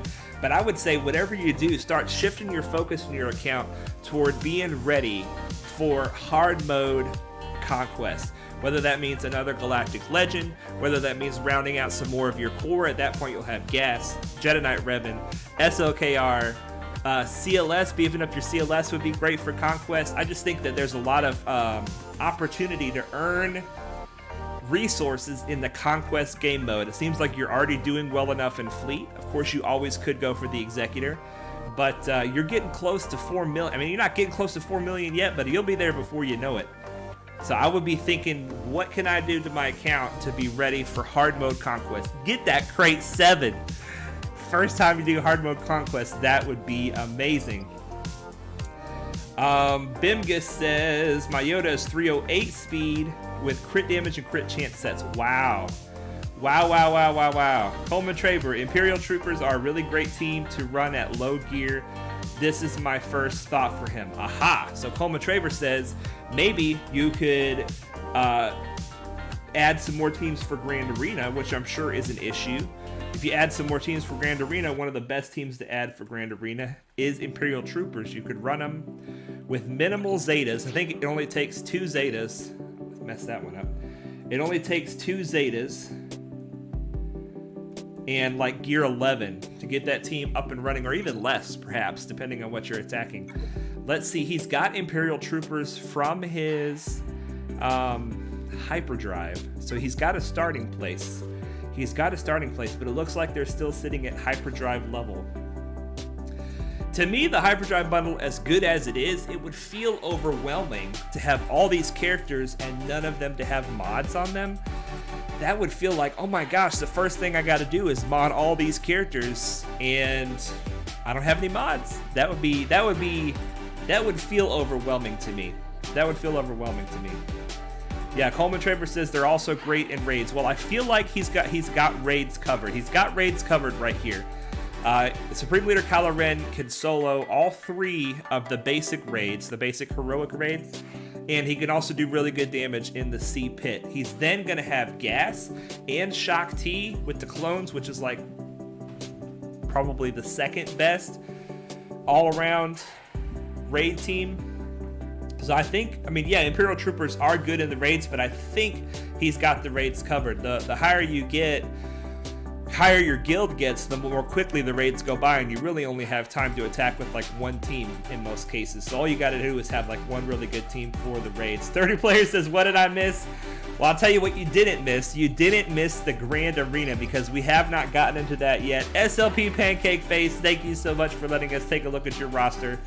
It is a beautiful roster. It is a beautiful roster, and we have unfortunately only left ourselves about 30 minutes for this Grand Arena, so we better get into it. Let's see. Let's just make sure we're done here. Claim a little more energy.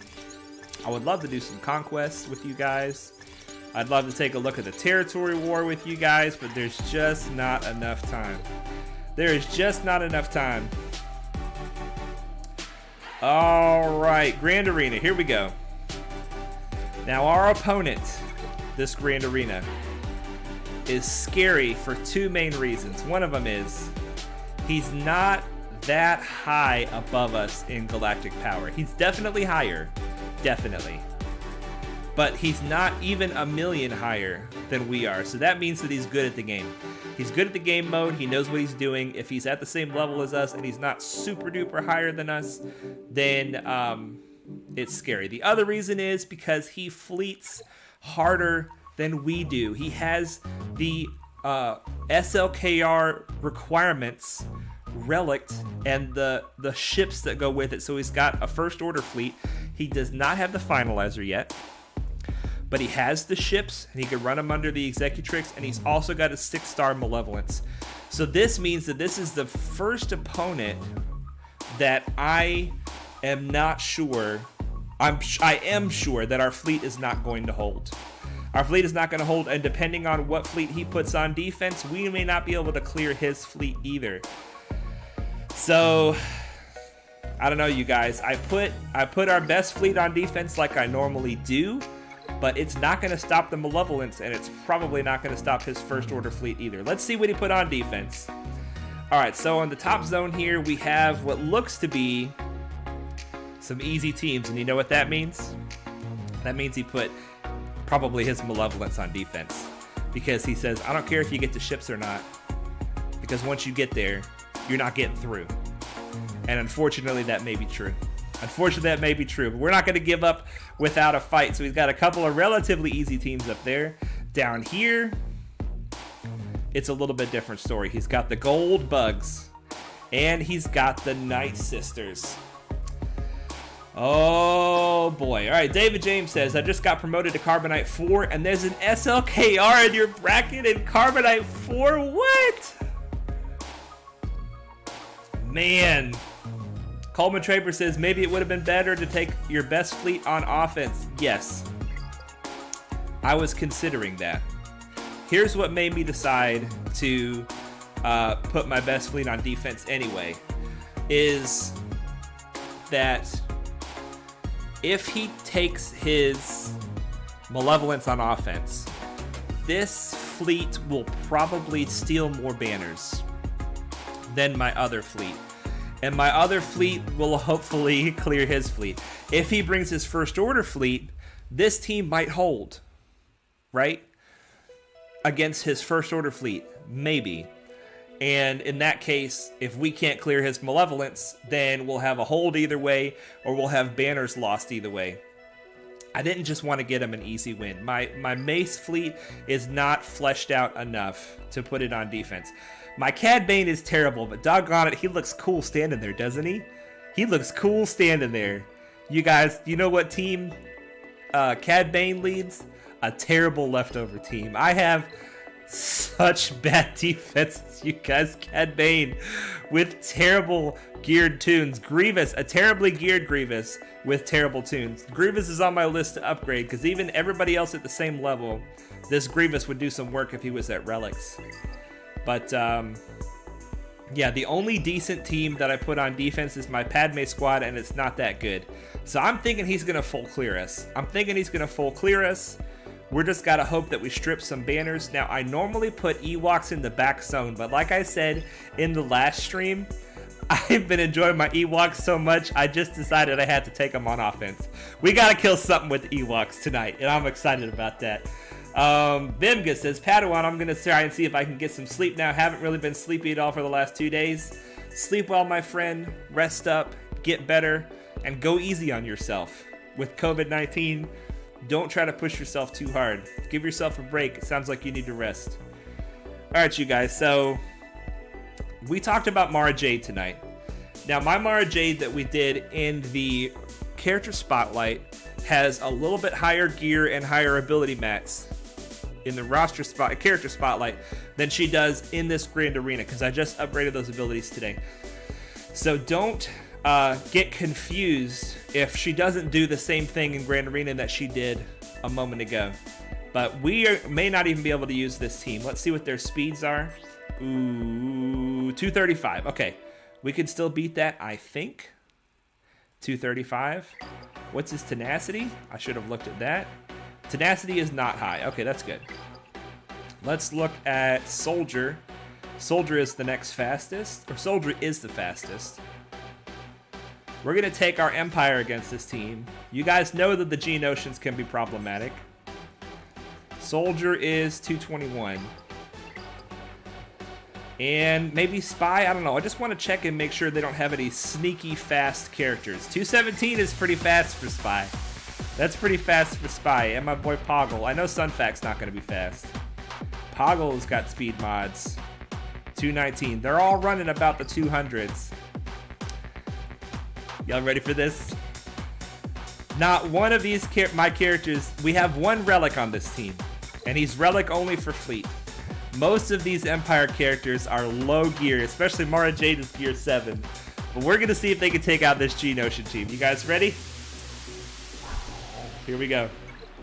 Here we go. I should have made sure that my Vader goes first, because if he doesn't, we're done. We're done. We are done. Okay, Vader goes first. Just barely. All right, Palpatine lead says that Vader gets a free turn if he inflicts at least 5 debuffs, and he does. Merciless Massacre. We're just going to go basics all around. Hoping for ability blocks on Brood Alpha, did not get it. Okay.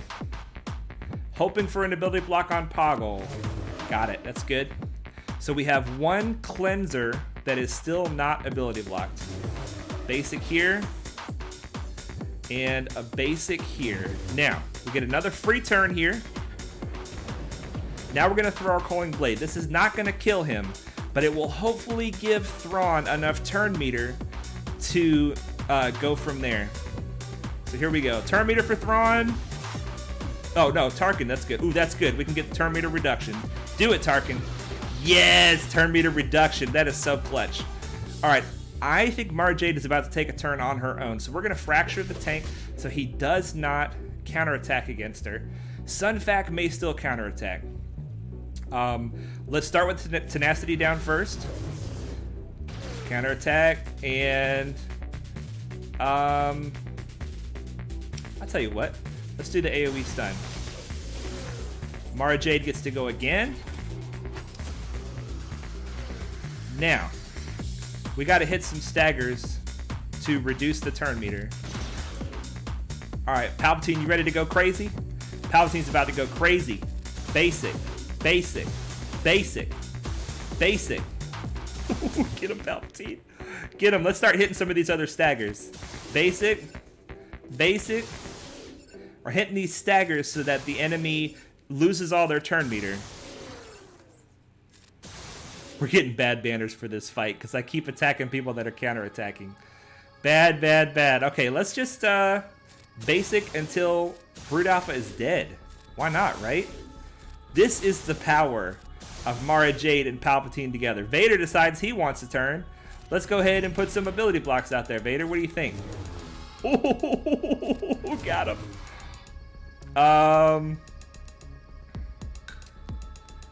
Just basic. Basic.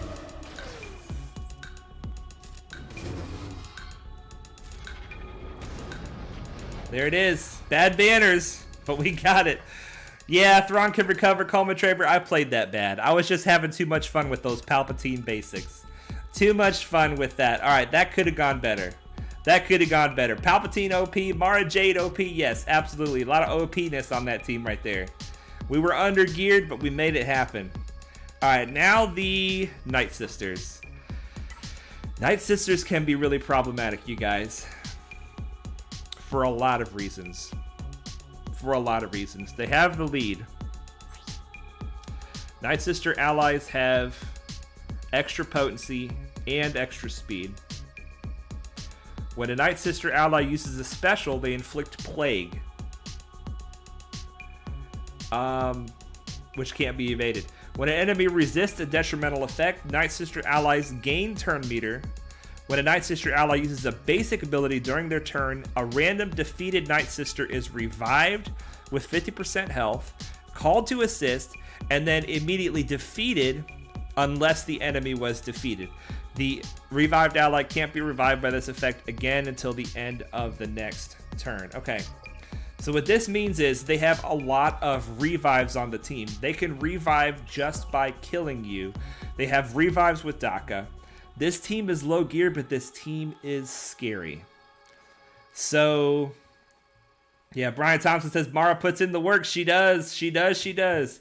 David James, could you split up EP and Vader if EP gets infinite turns with Mara Jade on the team? Absolutely. What you would need at that point is you would need Mara Jade to be fast. If you get Mara Jade fast enough and potent enough, she could open up with the staggers and then hit all the staggers, take away the enemy's turn meter, give Palpatine a bunch of turn meter, and then you're off to the races. But currently, with my current gear situation, Vader's so low gear, he couldn't do anything on his own anyway, and he's the easiest one to make fast on the team. Once again, currently, once I get Mara Jade up and running, she'll be a lot easier to make fast. Vader's got that built-in plus 56 speed, depending on how many of his friends he's surrounded with. So, he's the only reason we were able to go first in that fight. Otherwise, we would have just got roasted by the Geos. 30 player, do you think if Palp had enough offense, he could kill everyone with basics? Absolutely. Absolutely. But even if you get Palp super high offense and Relic 7 and everything, he just doesn't hit super hard. The reason you would kill everybody with basics would be because of how many basics he gets to do, right? He gets to do a lot of basics. He does. All right, we got to figure out a way to kill this Nightsister team. I forgot to look. Hang on. Okay, no zombie on the team. That is really good. That is really good. If zombies on the team, then the first two Nightsisters that you kill just come back to life automatically because zombie sacrifices for them. Let's look at some of these speeds. We have 165, but she gets an extra how much? Extra 30 speed. Daka's not usually super fast. Let's see, Daka is 188. Daka has the Zeta. That is something to remember, you guys. I keep doing this. I keep doing this. All right. 141 on Asajj. So these are not super well modded.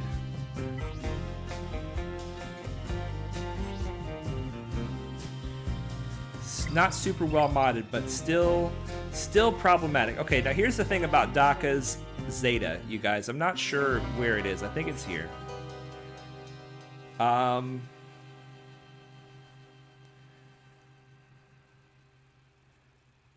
Here it is. Whenever another ally is revived while Old Daka is active, Old Daka gains 10% max health until the end of the encounter stacking.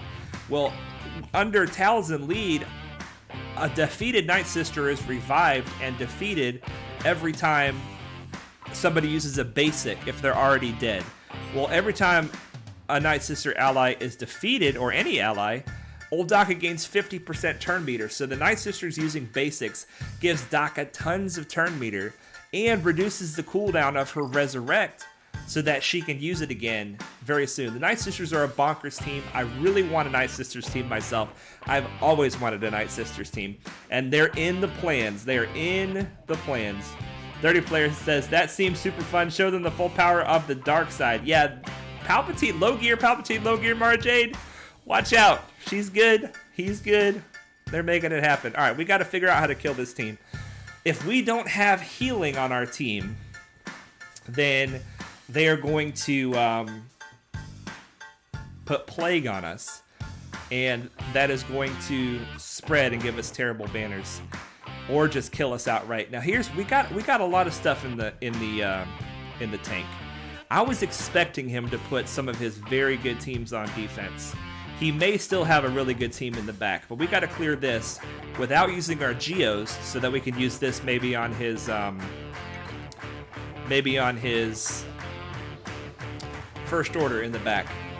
If not, we'll break up the Geos and do some undersizes. But this team we need to not undersize. I want to do Bossk.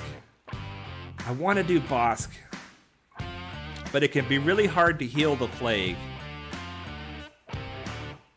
Is this is this our Ewok opportunity, you guys? I don't think it is.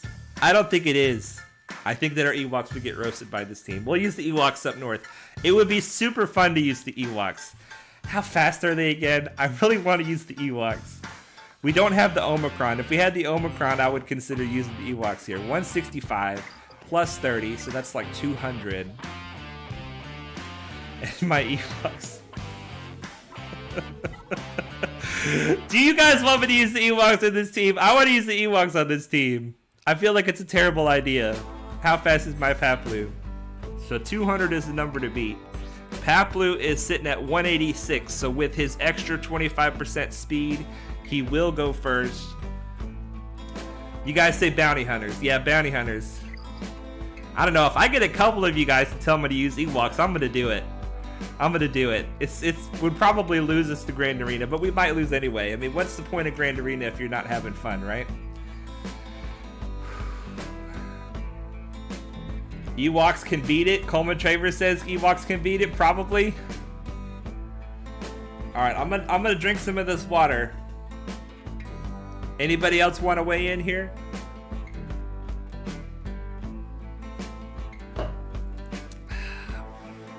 Chirpa does have the Zeta in this fight, right? Yep.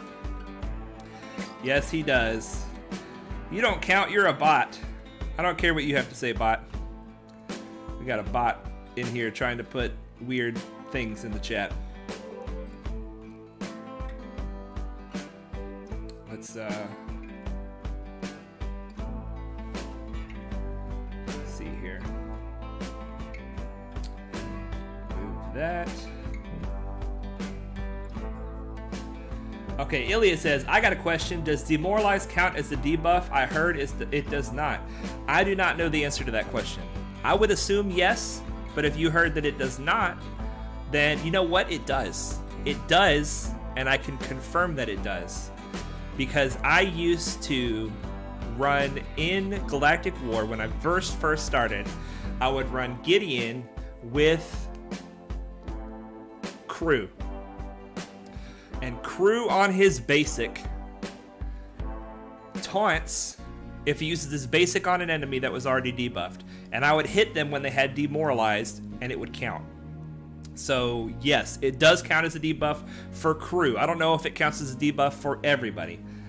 Coleman Travers says, I've beaten teams a lot better with mine. Can you Bossk solo up top? I don't know if we can Bossk solo. Solos are very difficult. Duos are much easier than solos. All right, we're gonna do it, you guys. This feels like a terrible decision. My gut is telling me not to do this, but we brought the EWOKS on offense for a reason. This is gonna be terrible banners. It's probably gonna be a loss. If it's a loss, we can clean it up. But we're gonna have some fun. We're gonna take life by the horns and we're gonna have some fun in this grand arena. You guys ready? Here we go. Here we go. I said if a couple of you guys tell me to do it, I'll do it, and nobody told me to do it. But I'm still doing it. Oh gosh, I didn't think about her extra speed. That's okay. That's all right. So we are going to call, we're gonna call Chirpa.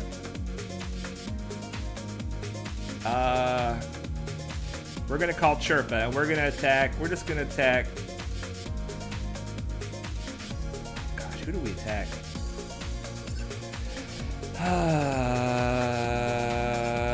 Daka. Okay. Mass assist, Chirpa.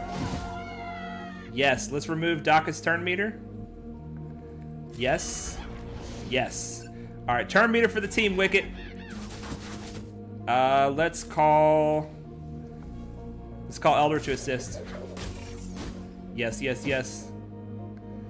Alright, Elder. Daka's gonna get turn meter when we kill a Nightsister. Talia can cleanse. Let's take Talia out. She's the one that I want to take out here. We're gonna save the heal. We're gonna save the heal. Alright, buffs for the team. She's down. And Daka got turn meter. Let's see if we can go after Daka next. This inflicts speed down. Let's do it. We're gonna taunt with Paplu. Basic with Elder. Yes, she's down. Basic with Wicket. Oh, it's working, you guys. Just a basic, Chirpa. Basic. Oh no! Oh, dodge. Good, good, good, good, good, good, good. We're not gonna. Let's go after Asajj. We don't have any protection regen here. Just a basic. The reason I'm using a lot of basics with Chirpa is because he gains turn meter when he hits somebody with more than 50% turn meter. I cannot believe this is working, you guys. The EWOKS with high banners. Kill the Nightsisters, 64 banners. EWOKS on offense, it's too much fun. It is too much fun. Brian Thompson says, you can do it. We did it. We did it. Oh man, the EWOKS are too much fun. And what's in the back wall? Interesting. Phasma First Order. Okay. All right, all right, all right, all right, all right, all right, all right, all right. Okay. All right, so I think we're just going to go full Geos here. Just to see if we can try to get maximum banners. We're probably going to try to kill the First Order officer first. How fast is he? First Order officer, 244. Pretty fast. All right, so, gosh. The only thick person on the team is First Order Stormtrooper. I like to save a thick person for last to try to get banners back. We're just going to do it. We're just going to do it. He tried to lay a trap for us in the back wall. He's definitely going to full clear us. So I'm going to bring everybody. Try to get maximum banners here. Here we go. Phasma lead. I didn't even pay attention to if she had the Zeta lead or not. Okay, so yeah. First Order Officer is the fastest. We're going to give Spy some turn meter, and let's just take him out. He's gone. Let's try to remove some turn meter from the team. I'm going to try to ability block Phasma. Yes. Okay, and let's reduce the cooldown on our Silent Strike. And let's Silent Strike this guy out of here. Let's go ahead and go for Phasma. This is one of the reasons why you can get higher banners if you bring a full team, because we're taking so many turns that hopefully they're not even going to get a turn. Let's remove some turn meter. He did attack one time, but we should still get max banners. So 65 banners, that's good. It was obviously overkill. We didn't need all that to kill the team, but for every character that you don't bring, that's only opportunity for one more banner. So, you know, let's say we left 2 characters out. We could have got a 67, right? But we also could have got like a 64 if the 4 characters that we had left were all missing some protection. So sometimes it's best just to bring the full team. Man, I can't believe those EWOKS took out those Nightsisters. That was so much fun. That was so much fun. They were hitting pretty hard. Okay. I don't know why I'm breathing heavy in this area here. This shouldn't be hard. The hard part here is going to be trying to get through this team with max banners. I'm thinking Bastilla Jedi here, bounty hunters down here. So let's go after the Phoenix first. We are not even going to use the clones. I should have put more on defense. I didn't think he was going to bring this much for offense. I did not think he was going to bring this much for offense, but the problem with using the clones in a high banner situation is that I don't have any banner recovery on my clones currently. So we're just going to bring in the bounty hunters. The bounty hunters have good banner recovery. Cad Bane is on defense, and that's fine.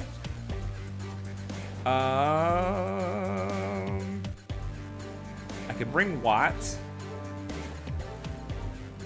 I could bring Mando. Let's just bring...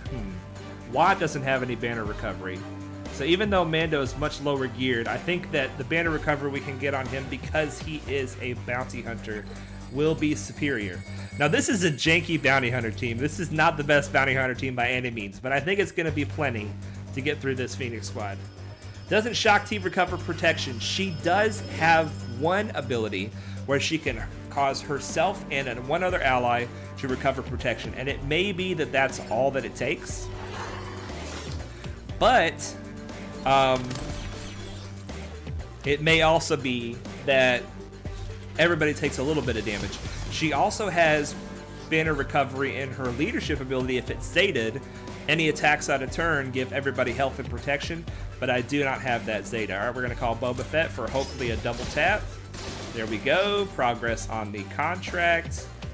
Let's save Zeb Wessel's big hit for, or not her big hit, but her AoE debuffs for a heal.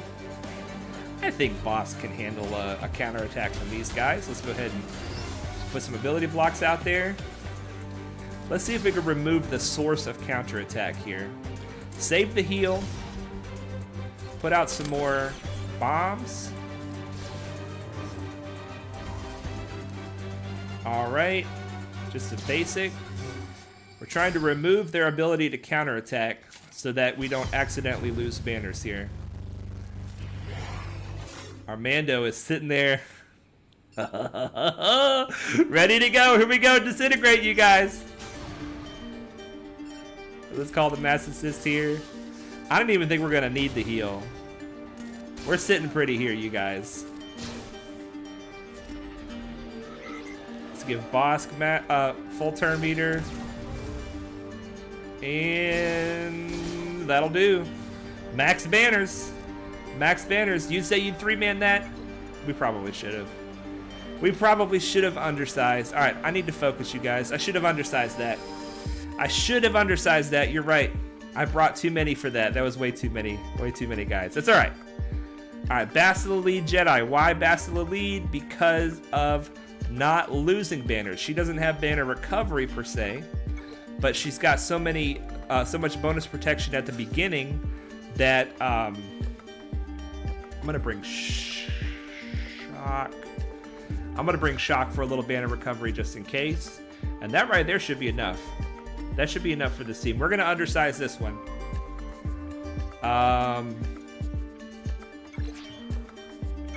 And we've got 2 people that can call Yoda to assist, and a little bit of banner recovery if we need it.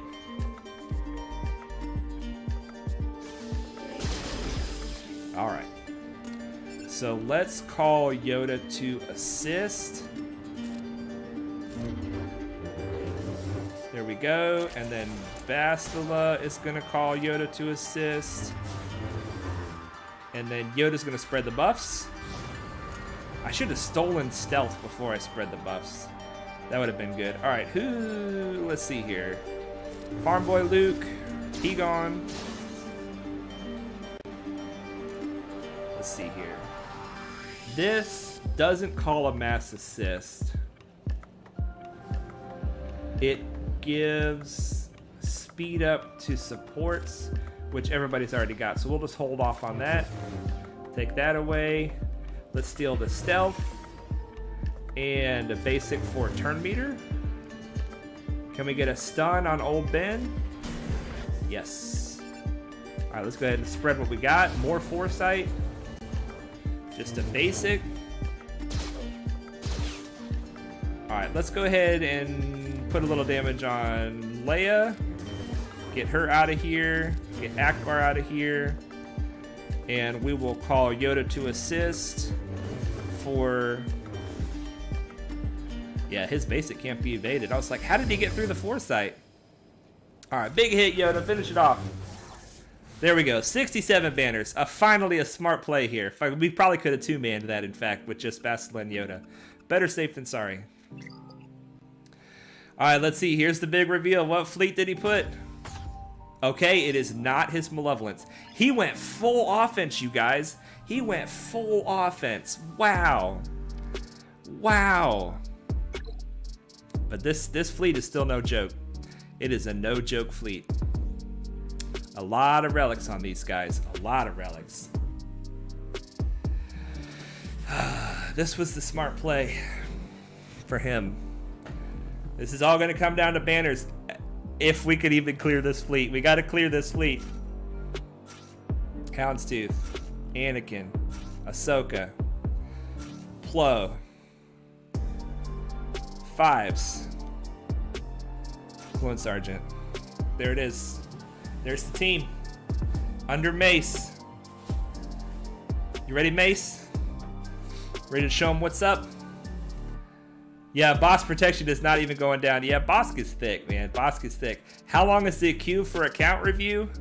It's not super long. I'm still a pretty unpopular YouTuber at this point. Now is the right time to get in if you want to get in. There's probably, I don't know, maybe 8 people, maybe 10 people on the list, and I do 2 per week. So a little over a month, I would guess. I would have to look. But if you want a roster spotlight, the link to the Discord is in the description. If you're not part of the Discord, you have to join the Discord first, and then go to the roster spotlight request channel and put your ally code in there, and you will be on the list at that point. All right, you guys, here we go. This fleet that he has falls apart if we kill his crew. We got to kill that crew ship. But crew gains damage every time he's hit. All right. So we don't want to hit him with baby hits. All right, let's start with the AoE. Get some nice healing immunity on him. Ooh, let's get the taunt up. There we go.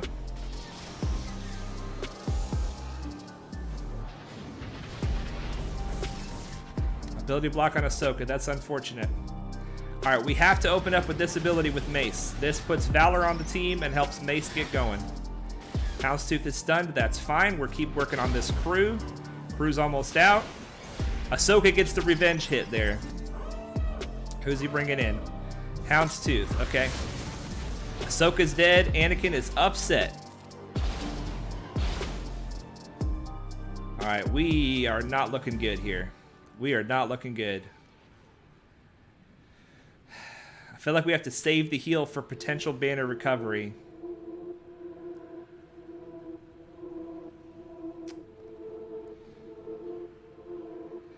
Let's bring in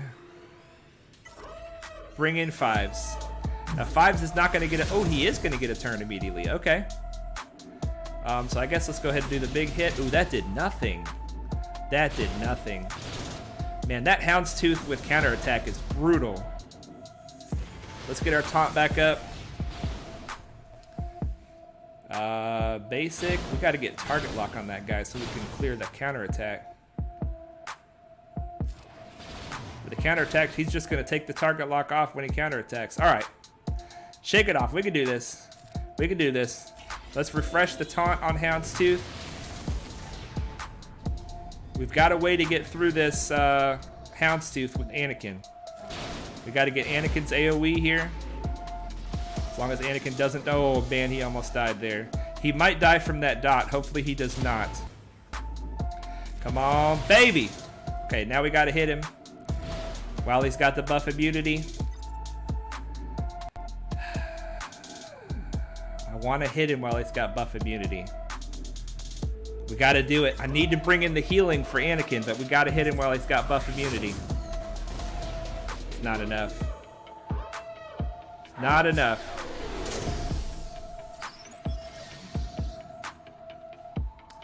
All right. See if we can get this scallywag out of here. I gotta speed up. I gotta speed up if I'm gonna win this. I gotta speed up. Let's get a big hit here while we can. Finish him off with Anakin. Ooh, we're gonna lose Anakin to the dots. We're gonna lose Anakin to the dots, you guys. Ah, oh, man, this is bad banners if it's a win at all. Hang in there, guys. Keep the taunt up, Houndstooth. We got to get to our ultimate before they do, or we're going to be in trouble. Let's bring in the heal. Let's just do the ultimate. We'll bring in the heal after. I got to stop being indecisive because we only have a minute and a half left.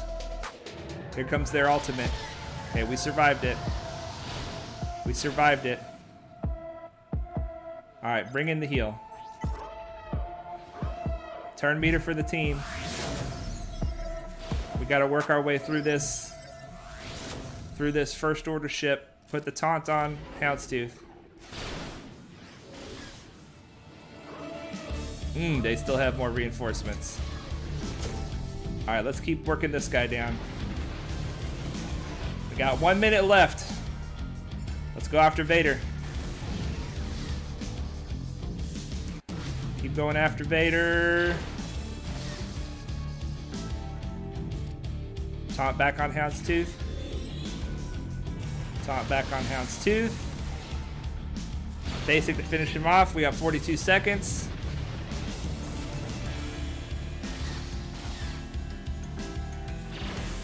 Alright, we can do this. Let's get more protection up. Some basic.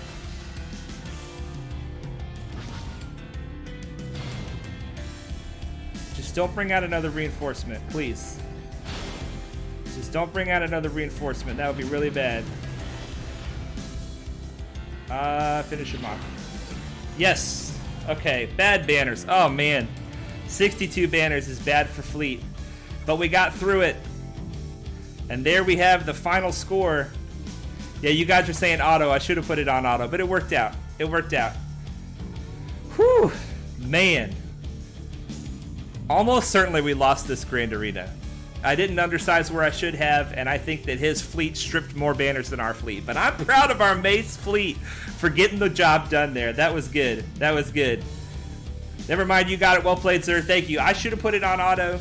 I should have, but if they had brought out another reinforcement, I would have been screwed. I would have been screwed. All right, so there we go. There's the full clear. The only two chances we have is for Padme to maybe get a hold, or for, you know, hopefully these teams will strip banners. I just do not have very many good teams on defense at all, and he's got the full weight of his offense. How's this fleet going to do against a Malevolence fleet? I do not know. Hopefully it'll strip some banners.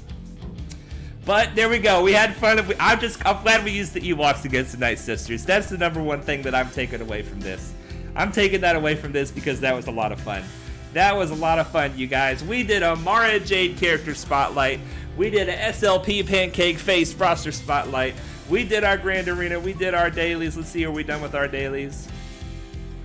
Let's finish off with just one conquest battle. I just want to get a little bit of conquest in here. I know you guys love conquest.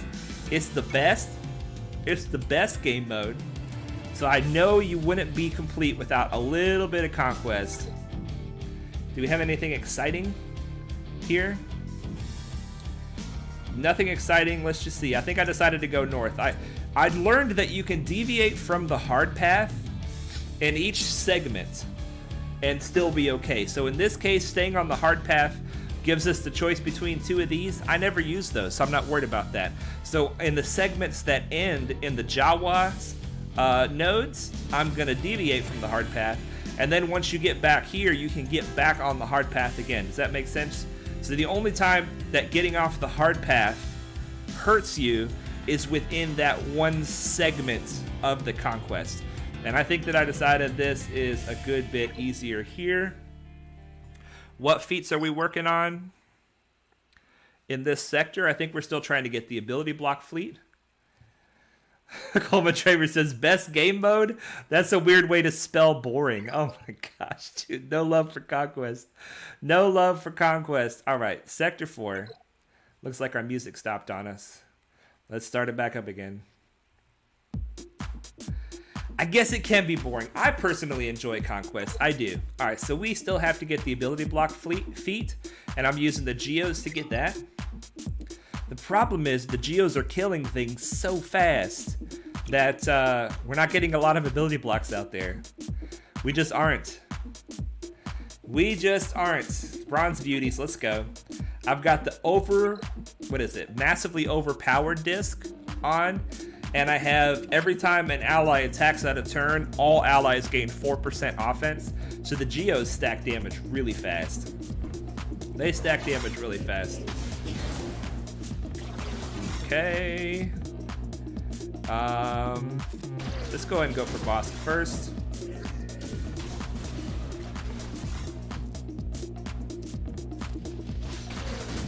All right, so we're going after Bossk with the Geos here, trying to get these ability blocks. Let's do this AoE buff dispel. Take all those counterattacks away. We don't want to, maybe they can heal up Bossk a little bit. We don't want to silent strike anybody because we want to do these ability blocks. That's good. Come on, attempt another ability block. Yes, yes, yes, yes, yes. Another ability block. Now we just have to attempt it. We don't have to land it. Spy is massively overpowered. So this buff right here, whenever you using this disc, next time this unit uses an ability over to their turn, they will deal massive damage. So watch, there'll be a white number here that shows up. Boom, 90,000 damage because of massively overpowered. Hopefully, yes, one more attempt on ability block, another attempt on ability block. And I think that's all the attempts we're gonna get on ability block. So that is good. And you guys, the Geos are good in Conquest, and my Padme team has been super clutch in Conquest.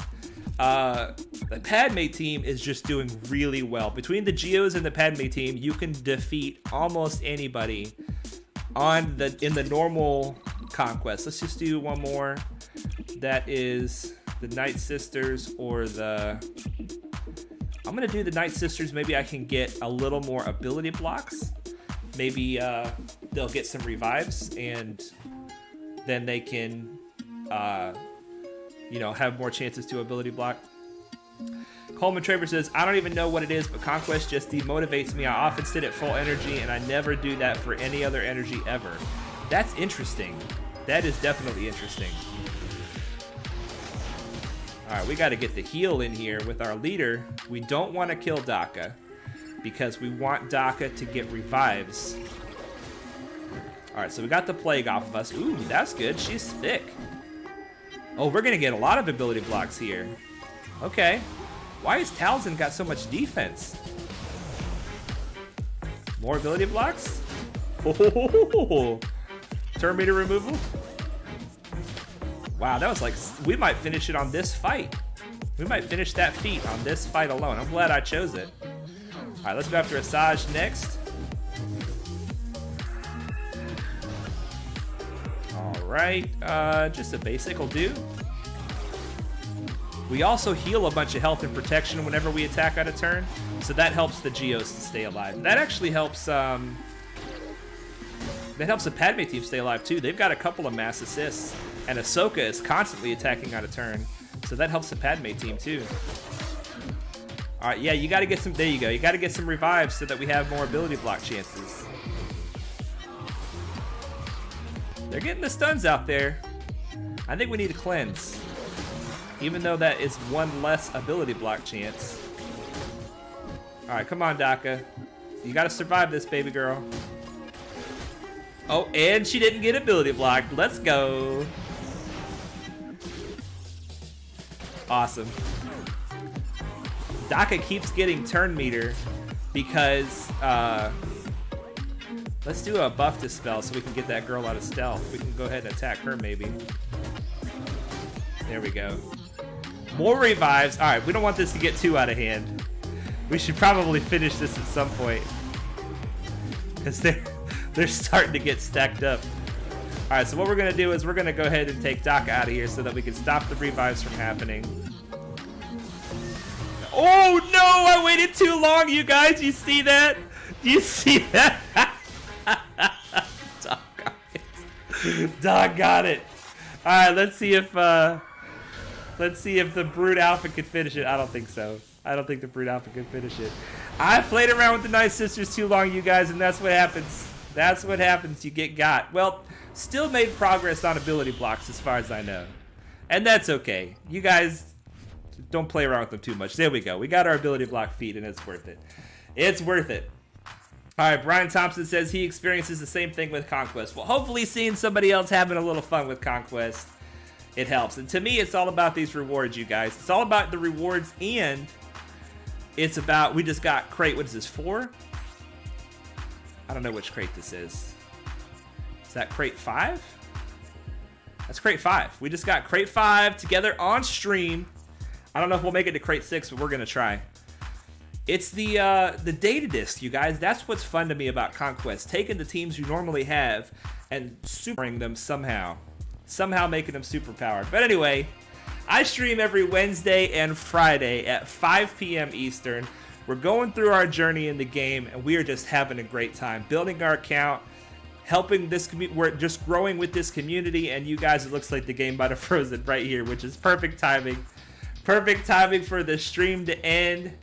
I hope to see you guys at the next live stream. Check out my previous videos. I've been streaming this account ever since day 1.